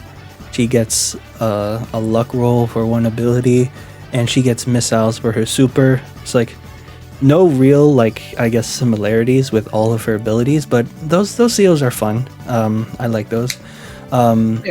Decent average abilities. Nothing too bad. Not easy. Yeah. So in Advance Wars by Web, we actually have something called a move planner, and that is where you can freely move your units, and the move planner can also tell you where the missiles will hit. Oh. Yes. Are they allowed in competitive play?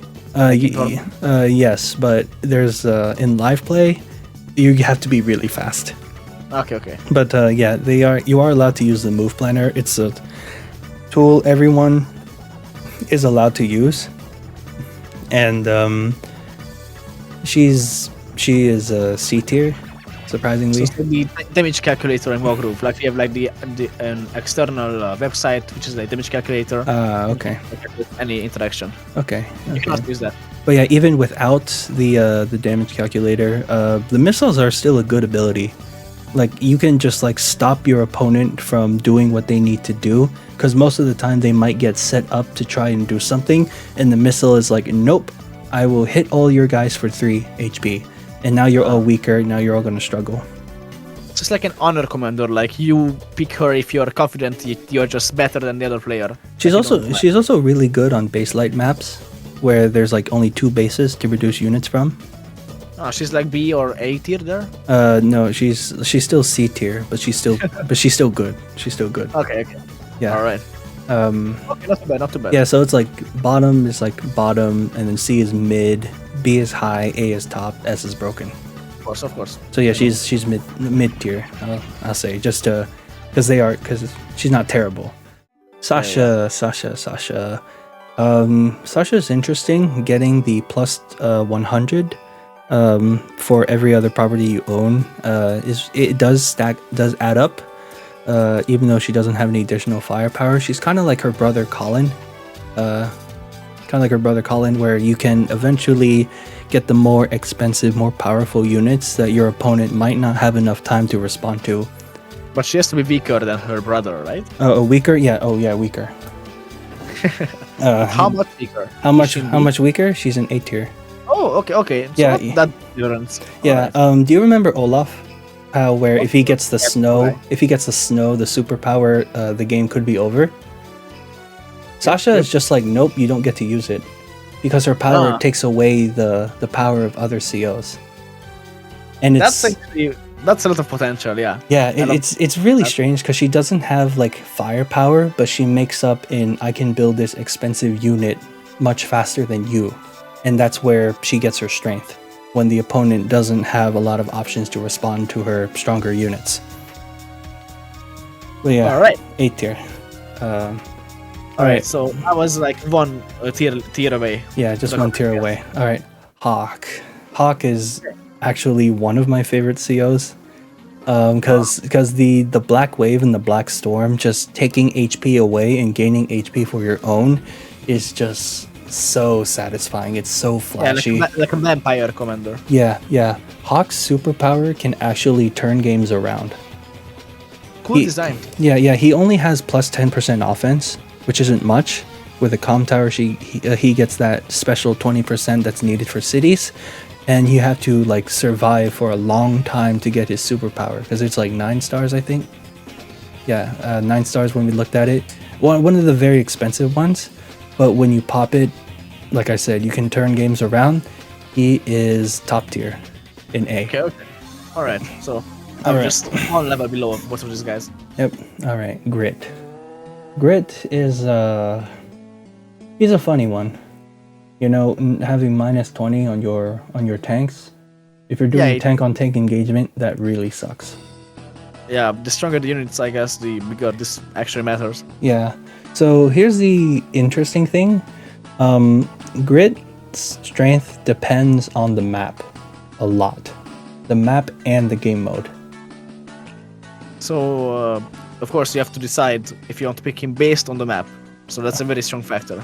Okay, so in standard, where you can see everything, he's banned. Yep. Oh, he's S tier. He's banned in standard. Okay. You're not allowed to play him. Because how is he compared to Colin? Colin? I'd say Colin is above Grit. Okay. You have to play a very different game with Grit, because that +1 indirect range is like, unless you're building a more expensive unit that has more range than him, how are you supposed to compete with that? Because all he can do is that he can like set up a wall and then just inch his way forward, and you can't do anything about it because his indirect outrange your indirects. you probably need like a You- mirror match, or you a might very need to be specific plan. very aggressive against Yeah. Grit. There have been some like games where they play him in live instead of asynchronous, and in live he does kind of struggle because he requires a lot of time to set up. If you don't have a good defensive wall, then Grit will struggle. But So that's like Sedge. Like Sedge, you have to calculate the exact move, and that can be very strong, but it takes time. yeah, it takes time. So like, Yeah. so Sounds yeah, like Sedge. he is broken in standard. In Fog, he sometimes is played because you don't have the vision for the indirects. The indirects don't have a lot of vision themselves, so you need additional funds and additional money to build the units that give you vision, so he can use it. So less busted, but still very strong. Yeah, on the other side, he is like it's annoying that you cannot see like his indirects and where they're coming from in Fog, but if you can be aggressive enough and catch him off guard as he's trying to set up, then Grit can really struggle at that part of the game. Oh, okay. And Alright. and sometimes he's brought down to tier 2.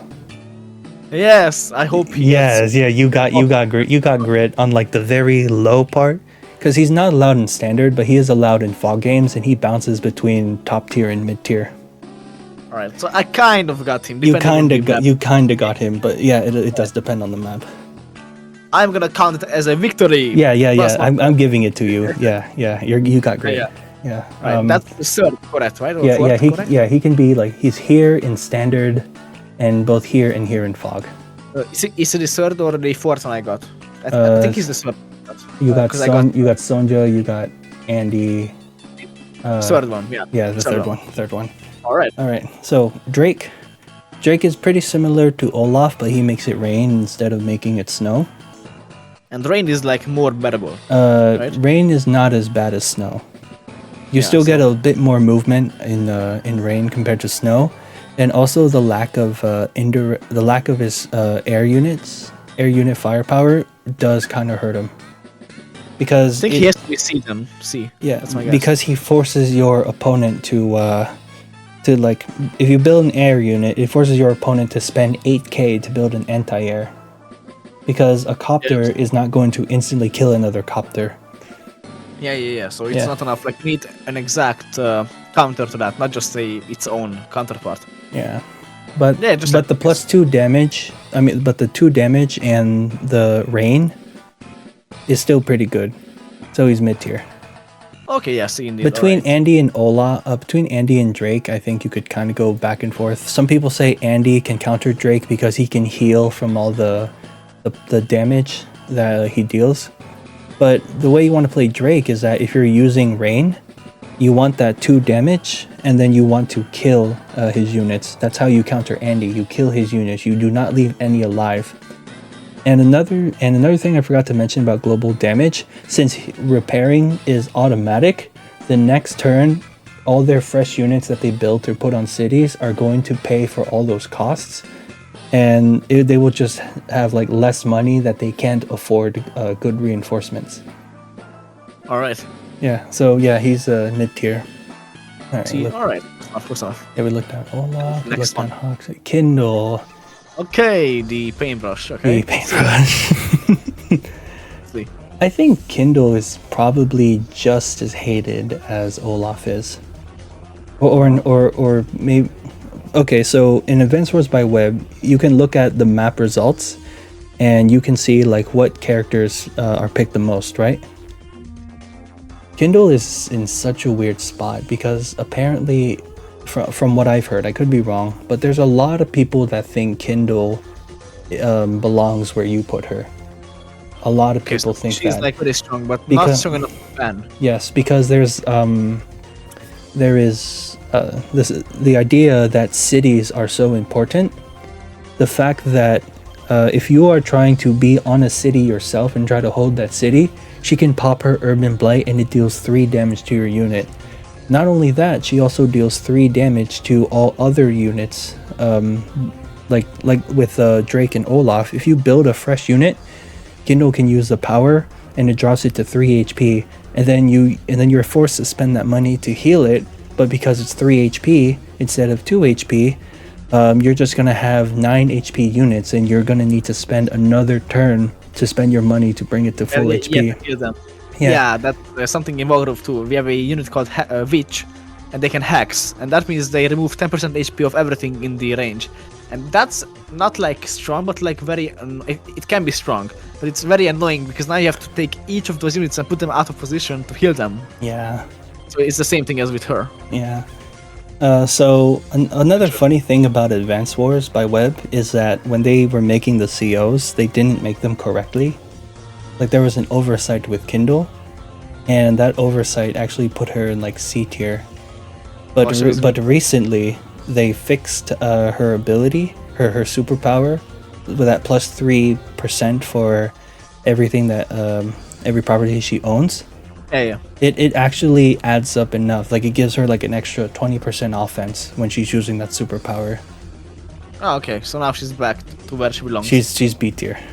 B tier. Oh, it's not A tier. Oh, I thought she was A. Not A tier. There's like this, like Hawke destroys Kindle. Oh, okay. Yeah, like the early game Kindle might have an advantage, but that Black Storm that I told you about is just infinitely better than Kindle. Alright. She's not bad, but there's just a lot of people that are stronger than her. I'm really curious where Sturm is going to be. In Standard, she's been moved up to tier 2, but in Fog she's actually C tier. Okay. Yeah, I think that's a trend. Like most commanders just get downgraded in Fog, except of course for like the Fog heavy commander. Sonja, yeah. But yeah, she was like in Standard she's here. Right. And I guess like depending on how you play, you could probably swap these two. I'm just gonna leave it like that, just for general sake. All right, so we have our pencil girl here, Jess. Yep, there we go. Jess. Is she gonna be next to the paintbrush, or is she going to be in a league of her own? Let's find out. So Jess has strong tanks, obviously, but not very strong foot soldiers or battlecopters. But it's only by 10%. With the comm tower, you can even it out, so all her infantry and copters will just be 100, and all her tanks will get the 20%. That's that special number I keep telling you about, the 20%. However, infantry are important to an army in every Advance Wars game because they allow you to capture properties, and that's how you get that lead. If you're fighting for an area and you don't have infantry to capture properties, then you're just wasting time. You're not gaining any advantage. So she is like, I would say the middle of D tier. Yeah, that's a. I didn't think she was that much worse than I. Yeah, okay. the lack of firepower for infantry and copters actually does matter a bit. Her powers are good, don't get me wrong. Her powers are amazing. You get a damage boost and you get movement and you can refuel. That's just a little bonus. Yeah, like, relative to the other options, of course. Yeah, it's just a little bonus, but her powers are good, but not good enough to bring her to C tier or B tier. Alright. Alright, Eagle. Lot more than I thought. Yeah, I know, shocking. Eagle. You were right about one thing. Obviously, you want a very like slow, longer game, so he can get his charge. Is he related to Hawke, or are they just both birds? They hate each other. Oh, okay, never mind. They're not related. Like Hawke invaded Eagle's country, and he's pissed at him for that. I couldn't be further from the truth. Okay, all right. Yeah, but we have Adder, who's a snake, and Lash is a cat, and Flak is a gorilla, monkey, ape, I think. Yeah, he looks like that. Yeah, but Eagle, you are right. Eagle, how broken do you think moving twice is? Very strong. It's Caesar. It's very, very strong. S tier for sure. He can end the game with a super. And remember how I told you that if you lose a unit on your turn, you get the full value back? Right. I have seen so many games where Eagle does not have his superpower yet, but he is close. You just see them just start throwing away units. Like Eagle would just throw away units just to get that superpower, and when he does, he just turns the game around. those are nice. So like you have to sacrifice, but if you are sure it's gonna work, you have to do it. Yeah. All right. Yeah. So it's just like throwing away units in Wargroove, where you if you suicide units, they still attack and they give you groove, right? Yes. Yes. In some cases, you have to sacrifice units for groove. So that's a really smart yeah. I think like global damage and eagle you'll see a lot of sacrificing for that. Yeah. So he's Ash still, right? He is actually B tier. Oh, I thought he. Oh, okay, interesting. Yeah.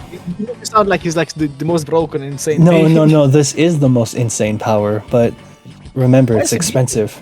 It is expensive, and there's also just some abilities that just like completely shut him down. You remember Sasha? Yeah. Eagle will almost never get it because of Sasha. Oh, okay. Also, global damage is just significantly better. Like Olaf here, not only does he deal 2 damage to everything, but he also slows him down. So Eagle needs time to recover, so he can use that superpower again. But Olaf is probably just going to keep pushing and keep attacking him, never giving him a chance to recover. So yeah, you have to be like extremely patient with Eagle. And the really patient ones, yeah, they can beat Olaf. Like the best Eagle players probably have a good chance against an Olaf. But because Olaf is like so easy to use and so common, that's why people hate him. But yeah, it's also like ease of use. Olaf is easier to use than Eagle. All right. But these two can be flipped either way. Yeah. In the same row, it doesn't really matter. Like it's mainly the S, A, B, C, D. That's the main concern. But of course, it's nice to know the exact where they stand in the actual row they are in. But we can do that at the end. Yeah. All right. So, Lash. She's very happy. I love her little face. Yeah, she's not crazy at all. It's like she didn't completely destroy Olaf's hometown and like crushed where his whole childhood and his livelihood was.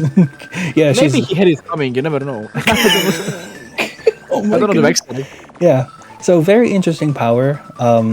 Like you get stronger the stronger the terrain is. So it's like you just get a mix of the defense and the offense. But what you said about her powers, they are really expensive. Indeed.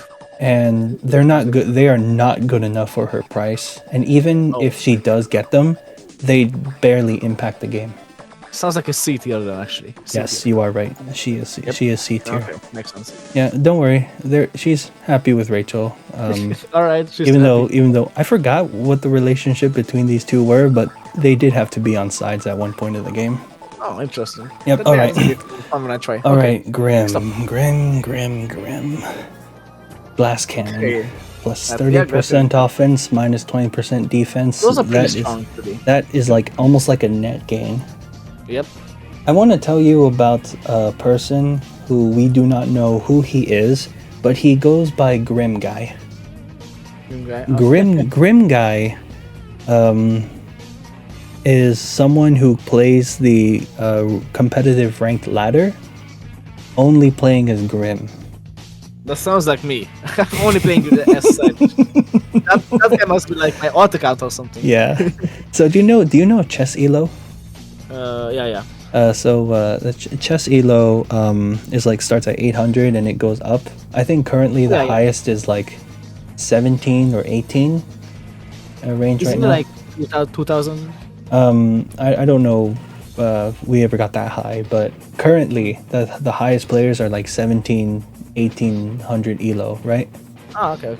Grimm Guy has, I think last time I checked, managed to make it to 1400 elo. That's really good. Yeah. Unfortunately, it doesn't save him from being D tier. Oh. Yeah. Okay, so that's why he's playing.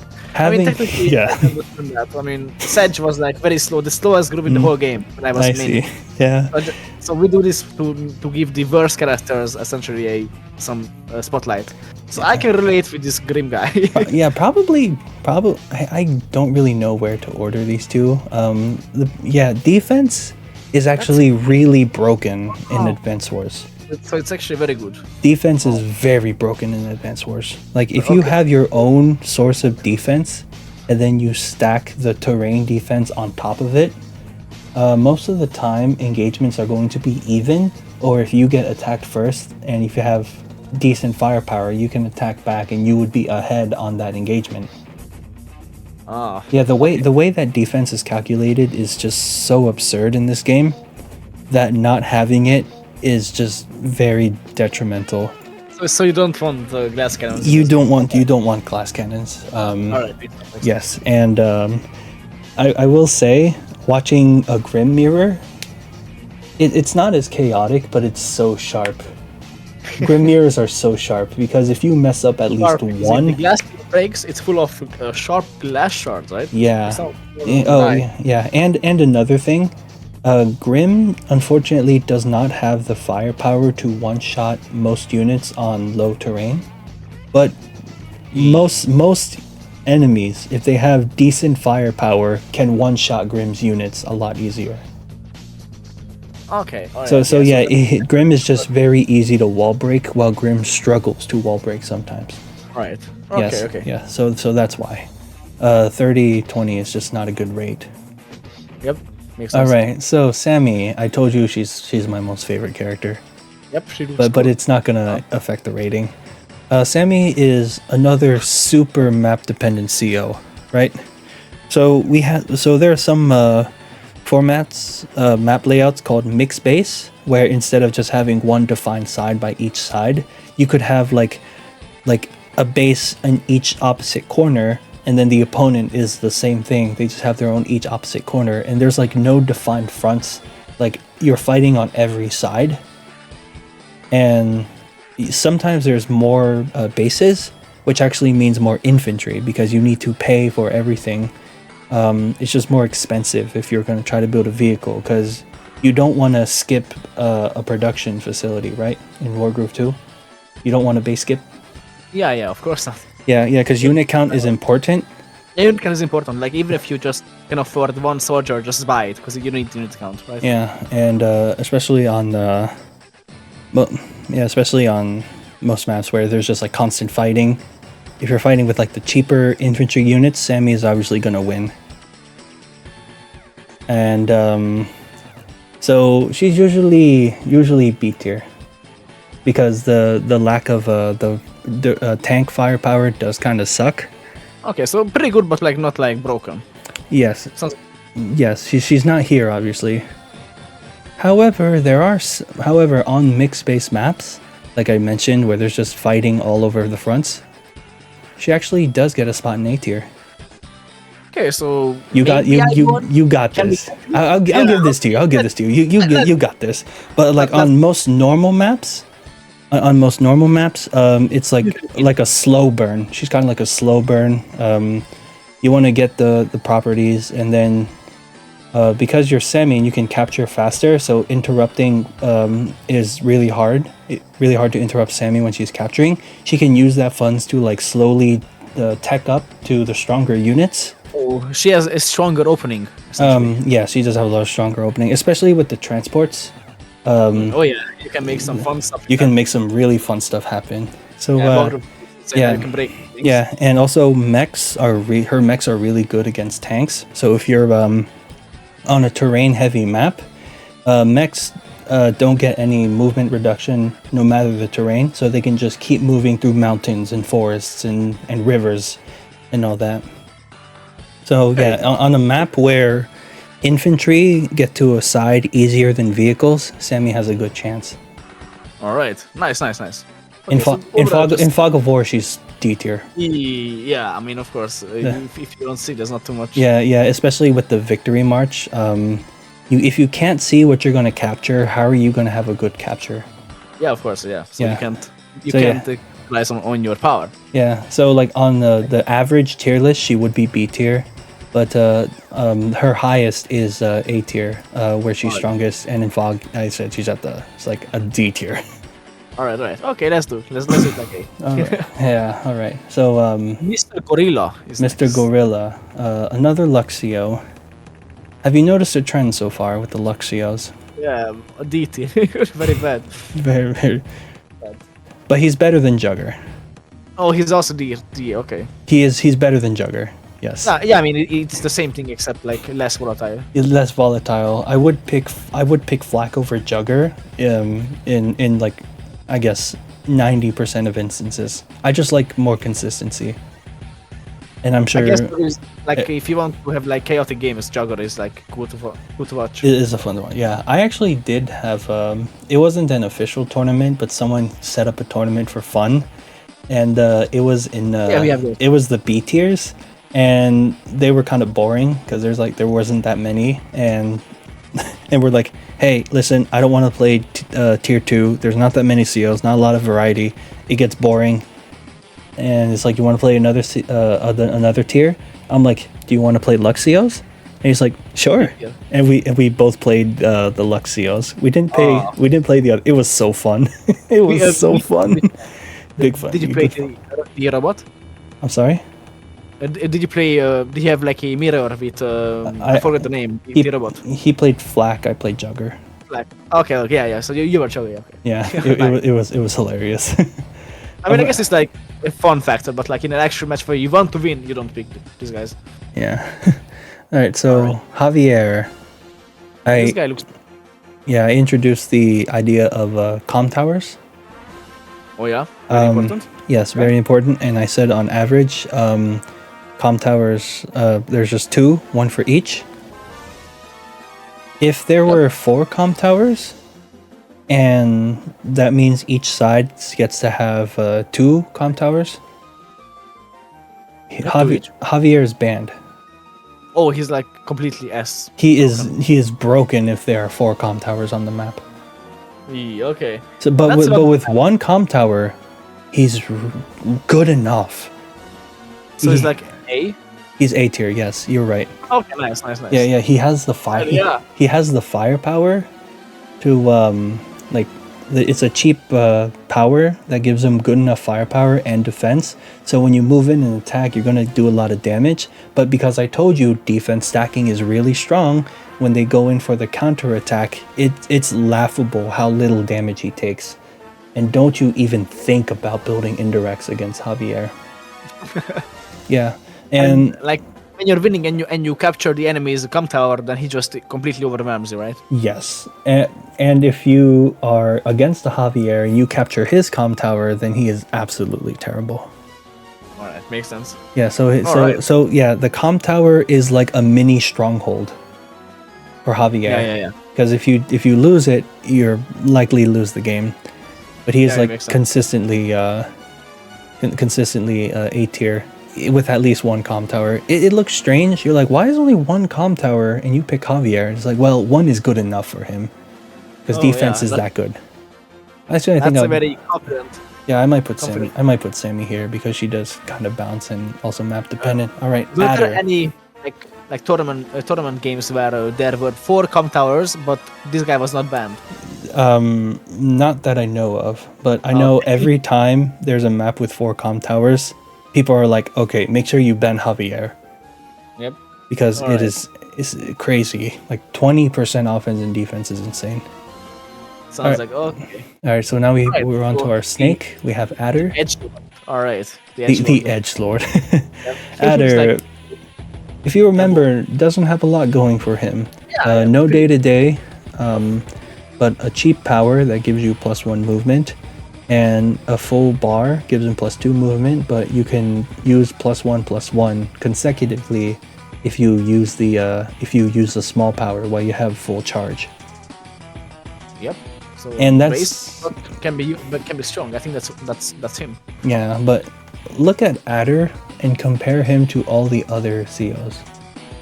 Damage boost, damaging super, damage boost on cities, damage boost, super that probably ends the game, damage super and weather. So no damage. He doesn't really do any of that. Yeah. However, are you telling me he's the worst commander in the whole game? No, that's where the however came in. However, it is still good enough to make him in the higher echelon of tier 4. Okay. Yeah, so That's like a huge plot twist that you're gonna say. However, somehow his MX S tier. it's like I would say like Jugger, Flak, and Grimm are probably the worst COs in the game. Yeah. Sonja, arguably, but remember she does have a spot in C tier when it's fog. But yeah, I would say like this is like these two, Adder and Jake, are used the most. And then you have Jess, who does have a weakness, but strong vehicles. I think she's more played in fog because there's not a lot of infantry combat in fog. And Koal is very map dependent because if there's like a lot of roads, maybe you could go for Koal. But I do want to talk about these two really quickly, Adder and Koal. Okay. If you remember, they both have +1 movement, but Koal gets like the bonus on roads, right? You remember? Yeah. Which one of the... I guess I already gave it away, but a lot of people would think Koal is better than Adder. But Adder is actually better than Koal. And the reason being is that if you remember the cost, Adder's power is only 2 stars, and Koal's normal power is 3 stars. Yeah, so you can just spam, I guess. Yes, you can spam your movement a lot better than Koal does. And like, it doesn't matter if like he doesn't get any attack boost. You get the... innate plus 10% using a power, and like I said, most maps have a comm tower. The comm tower actually makes Adder a lot better. That makes sense. Yeah, with no comm towers, the game turns out to be more stally. Yeah, it doesn't lot fun to watch or to play. Yeah. So that's why on average there's 1. But yeah, Adder's tier 4, but on the higher end of tier 4. My observation is that wow, a lot more bad commanders than I thought. I know, right? I was trying to spread out all the COs so you just don't get like 4 tier 4s in a row. I'm like that's not fun. So Max, very strong, very aggressive. Obviously, the plus 20% is already good enough. The indirect depends on the state of the game, could hurt him or not. Like you almost never want to build indirects with Max because he has less range. So it's almost like a mini Grit situation. It's like why Grit would be S tier in standard, because he can just outrange everybody. Well, right. Everyone can outrange Max, but Max has a lot of abilities that lets him punch through walls. So he would be... He's A tier, right? He's in third place. Unfortunately, no. He's more like B. B tier. Yes. Close enough. Yes. Just come. Okay, so let's look at Olaf, Eagle, and Max because they're like the only three COs if you're playing tier 2 in Fog, right? This guy wants to be the most aggressive, and if you're not aggressive enough, then you're probably losing that game as Max. Olaf is usually like in the middle, like he wants to stall Max out, but Olaf wants to be aggressive against Eagle. Eagle's the one that wants to stall out the most. It's almost like a rock, paper, scissors with these three, but not exactly. Like obviously the result of a game depends on the player and their decision making. Oh yeah. But Max obviously wants to be more aggressive and like push the advantage against these two. I like the aggressive commanders. Like I've been described as the most aggressive player at one time. So okay. I see. Enjoy some of that. I see. All right. Okay. So now let's move on to your S tier. All right. Let's see if I was correct. Okay. So Colin. No, we already talked about Colin. So Kanbei. Really expensive, but really strong units, right? Yep. 20% for all his vehicles. So almost all of his opponents are probably going to get a vehicle before him. But when he finally gets his vehicle, just what are you going to do against it? Like you most likely need 2 or more of your own units to go against Kanbei, and that's probably going to be more expensive than what he has. And remember what I told you about defense stacking? Yeah. Yeah, it's just if he's on a city, you have almost no chance to attack him. Almost no chance. So he remains in S tier. Good. Okay, good. That's a good start. Yes. All right. How about the guy next to him who looks like a guy who's on life support? Von Bolt. Von Bolt almost doesn't seem like much. It almost looks like that he just has a power every turn. You know, just a plus 10% offense, plus 10% defense. Defense stacking is good. Need I remind you? And with the comp tower, he gets that 20% on top. So 10% natural attack and 10% on the comp tower. Yep. But that's all that he does.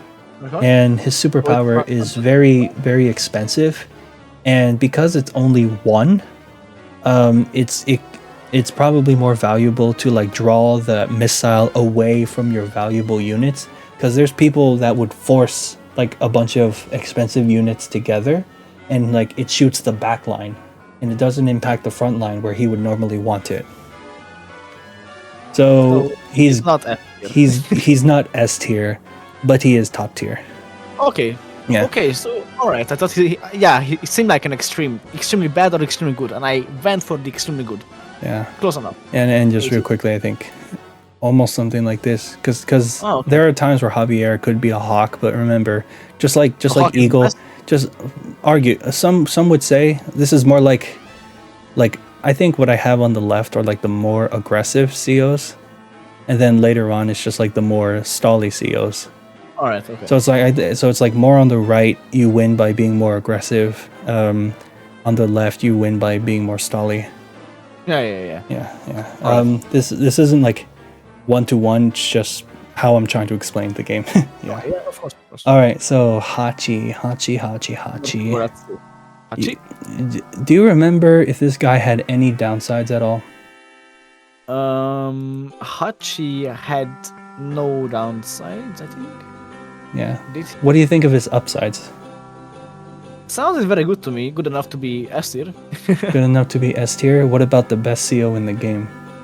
Ooh, I was right. Yeah. Oh man, this is. Yeah, okay. So that's why XMO5 has me as a profile picture. Okay, very good. Yeah. I'm so proud of myself. I'm gonna tell him that I got that correctly. I will tell him right now. Message him. You're gonna message him right now? Yeah, I'm doing it right now. Tell him I said hi. Advanced Warrior said hi. So yeah, S tier for Hachi. It's just stupid what he can do. Like you know, awesome. he can produce an army like out of nowhere, and in like cities, like the middle of the map where you usually want them to be in, and for cheaper cost too. It's like, how do you win against Hachi? How do you win? Okay, so I just love that. Okay, I just messaged XMO. I'm like, hell yeah, you were an inspiration for choosing the strongest commander in the whole game in its rightful place. He should have its own tier, right? Like above S tier. Probably, yeah. Some would say they're like subsections to S tier, but we're not gonna make it that complicated. So every single match in the tournament, he gets auto banned every single game. Every single game he's auto banned. All right, that makes sense. It's like we have a content creator called Degis. He will tell you that if you play Hachi, you're just probably gonna like get like I don't know what he said, but you could be drunk and like you can barely like focus, and you could probably still win a game as Hachi. That's awesome. That's how broken he is. Yeah. Hachi. All right, Sturm. You said you heard this guy's theme song, right? Yep, Sturm. All right, Sturm. Yeah, Sturm is my. Sturm made me cry as a kid. Oh, in what way? He was just that strong. In the final mission of the first game, it's a 3 versus 1, and he's just the way the map is laid out. You have an army in the middle, and that middle army just has to like hold its ground, or else you lose, because that's where your stronghold is as well. Oh, so he's a bad guy. Yeah, he's the bad guy, but he's also like my favorite. He's the reason I like villains that wear masks, actually. Yeah, that's a nice picture. Yeah, so yeah, Sturm. The movement cost reduction for every terrain is absurd. Like there's a unit called a recon that has 8 movement. Okay. And it can be used to interrupt captures so fast. So like to the point where like your opponent won't have a counterattack prepared by the time he gets there and starts interrupting your infantry, because they take longer to capture, and then when they're finished capturing, they have to repair all the damage that it has, so you're losing funds that way, and it can kind of snowball from there. But the interesting thing about Sturm is that because of his lack of firepower, he ends up like slowing down to be more stally and like have indirects. It's like a weird dichotomy, right? I mean, he sounded very good when I read it. Yeah. Sturm is banned in standard. Okay, so S tier, right? S tier. In some games he is A tier in fog. Okay, yeah. But Sturm mirrors are the most boring games to watch. Why? Because they both have less damage and they both have increased defense. Oh yeah, so just like So- fights. So it's almost like the opposite of Wargroove damage, where it's just Yeah, they yeah. call it a pillow fight because they're not hitting each other that hard. Yeah, I love that. But yeah, in standard he's broken. Almost Alright. the same as Grit down here. Yeah, like if this was standard, Grit would be up here. But because like I forgot where you put him. I think you put him. I think I put him in A, no? You put him in B actually. E. Okay. The only reason he's here is because I'm giving you the point for yes, there are instances where Right. Grit would be in B tier. And there's almost every instance in standard where Sturm is S tier. But so far I get the S tier is the most correct. Yeah. Let's see if that's gonna continue. Alright. Sensei. I love Sensei, honestly. Strong battlecopters and strong infantry. And he can like produce a bunch of infantry on all of his cities that can move right away. You can attack with them because they have a high attack boost. You can, if there are tanks close enough, you can have mechs move in right away and start shooting the tanks. Or you can join units and like get more money off of it. So you can like Yeah, start sounds building very, your own. Yeah, very cool and versatile. Yes. Sensei's stupid. Insanely strong. I'm trying to figure out what they were thinking when they made this CO. I think Yeah, another correct one. yeah, I think it had to do with a CO that already exists in like the the Nintendo, like the NES games. I think there was a character that was like Sensei that had the exact ability. I don't know why they brought him back. He is absurdly strong. And do you want to hear the crazy thing? It sounded great. In the mission where you play a Sensei and he's literally telling his opponent that you can join units to get more money. Yeah, you told me. Guess who he went up against? Sturm? Actually, no, he went fucking Colin. He went up against Adder. Oh, the weakest. Like, one of the weakest. that must have been a fast game. Oh man. Well, it's a player versus it's PvE, Oh, yeah. so they have some Yeah, advantage. yeah. But yeah, it's just so lopsided if you ever have a normal game with Sensei and that's Adder. funny. It's so funny. But yeah, he is good. His downsides do not hurt him at all, or like they barely do. Too bad there's like no Colin versus those luck commanders. That would be really fun. Colin actually went up against Lash. Ooh, okay, I Yeah. would like to see that one day. Yeah. I'm gonna check it out. And this is your last one here. Alright, Your last one is Nell. So I hope I'm let's look at our Luxios. Jugger. Probably actually hold on, some might say Grimm is worse. I don't know. This is just whatever. But Jugger and Flak, they do have a downside to their luck roll, and they are more inconsistent the further you go down, right? Yep. Rachel, her sister, doesn't really focus on luck because her superpower is just much better. And also it's the same cost as hers, but Nell has more luck than Rachel. It's so weird. Luck for Nell, while she is like always high rolling, the problem is consistency. Oh no. Okay, Yeah. that's not an idea. Sounds pretty bad actually. Yeah. I think from recent experience, I could be wrong, but she's probably either B or A tier. I'll give you A tier and just say that's like one off, but against apparently she struggles against Sasha. She struggles against Sasha, but there are times where where like an infantry, the basic foot soldier that costs 1k goes up to like say a neo tank that costs like 22k, right? The highest roll, she could probably one shot that thing or do like half damage, which never happens, no matter like how much damage you have. But with luck, it can it's weird to calculate. I don't know exactly, but luck is still good, but it's just like not that consistent, and all the other COs just do better. Yeah, you always want consistency. Yeah, you always want consistency. So yeah, like these games you have to make plans, and for that you have to make sure each step will stay the same. Yeah, the more I look at it, it might just be like probably down here, but it's all map dependent, and you could argue what you would say. I'm sure there are some people out there that can probably give a definitive answer to where Nell belongs, but I've seen her in games where she's like tier 1, and I've seen her in games where she's like tier 2. And even in these tier 2 games, Nell didn't win all of them. Cause you know, you have these powerhouses right here. Yeah, Grit is sometimes played in Fog. I've never seen these two go up together, actually, surprisingly. But yeah, looking. How do you think I did? Like, how do you think you did? No idea about anything, just like guessing. I got some S tiers, right? I think your best tier was probably S tier.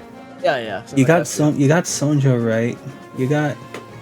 I'll give you Grit because that's like mainly Fog. You got Javier right. I'll give you Sami.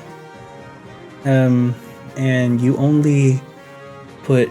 And you have like 4 out of the 5 S tiers in S tier. Close enough. Yeah. Something I noticed is like the most units are in the or like the commanders are in the D tier. Yeah, that is really shocking. Yeah. For me, that was the least amount of units. So complete opposite. Yeah, that's really shocking. Because the way I thought is like, even if they sound bad, there's always a use for it. So surely you can say something is terrible. But of course, it's all relative, so you have to say that some things are just terrible and non-viable compared to the other options. Yeah. As for S tier, some say it looks something like this. Like people would say it looked like something like this. Like, you know, I have Kanbei and then Colin. If we're gonna throw Grit up here, a lot of people say like Grit and Sturm are like the 2 worst ones because they are allowed in Fog in most maps. Yeah, like they would probably be tier 1 in Fog, and maybe Sami would be like all the way down here. But yeah, so they say like these 2 are at the bottom, these 2 are in the middle. Sensei's in his own tier, but Hachi's also in his own tier above Sensei. All right.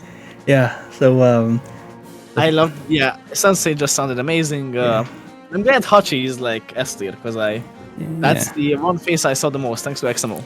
Yeah, you're welcome. You're welcome. Okay. But yeah, that's you just have a lot of people. You overloaded A tier. My goodness. Yeah, I did. Like everything sounded like you have 10 characters in A tier. I mean, everything sounded so good. You know, like not the best on the worst, just so good. You know? And I'm not like a top player or anything, so I may not be like 100% on I may not be 100% on some of these because like the tier list does not look like this, definitely, but like I said, I was trying to be like laxed with you. If you had like, if they were in a certain tier like historically at any point from what I remember, then I would give it to you. Like I said, Grit is considered to be one of the strongest COs, but at one point in some maps he is in B tier, so that one I gave you.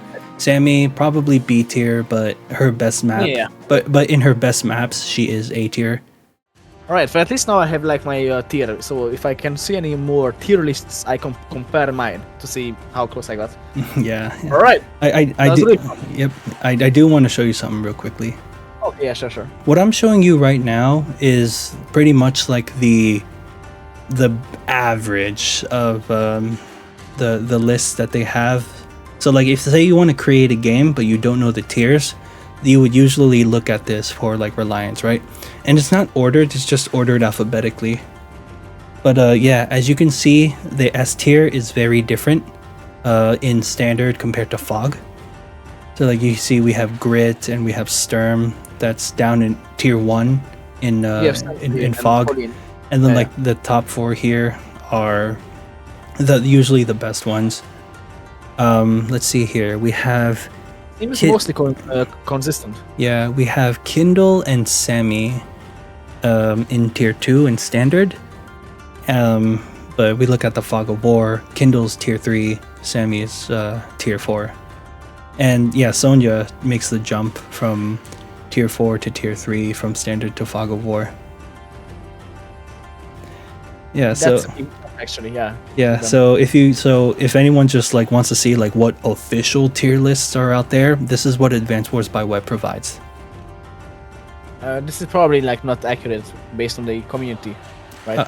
This is like based off of years and years and thousands of Advance Wars games played, and this is just like in general. But like I said, there are some maps where a CO has a huge advantage. Even though it doesn't look like it's part of their tier. Like I said, Sami is tier 2 in standard, but in mixed space where there's a lot of fighting and infantry combat, she would be tier 1 because that's where she's strong. Alright, makes sense. Yeah, yep. Alright, so did you have fun? That was very fun, yes. I was close enough to most of them. I really love to make the comparisons between the Wargroove ones and the Advance Wars ones. Like the special powers, they were so similar. Like the units, some of them are so similar, like the Harpies or like the Copters, and like some of the economy commanders. We have, so it's like a lot of similarities. So I think there is a lot of inspiration from Advance Wars. By the Wargroove side. So that's gonna help you when you're gonna make the same video except reverse. Yeah, I wouldn't mind doing that. It's already happened before with Humida. I'm sure people know who that is who's watching. But yeah, I definitely want to get into Wargroove one day. I want to try more strategy games, and it might be one I'll give it a try. Yep. All right. You're welcome. So once again, Sedgehun, thank you so much for your time. Do you have anything you'd like to say to the people watching? Well, that was very fun. Thank you for having me. And if you guys are watching, Advance Wars is a great game, and so is Wargroove. So please come and check us out. And that means you can expand your horizons. And of course, diversity, just like in unit count and unit compositions, is important. So come to Wargroove and check it out. All right. So. Yeah, so it's late for me, it's late for Sedgehun, we're gonna cut it here. Guys and gals, I am Advanced Warrior, this was Sedgehun. You all have my warmest regards. Please take care. Bye-bye.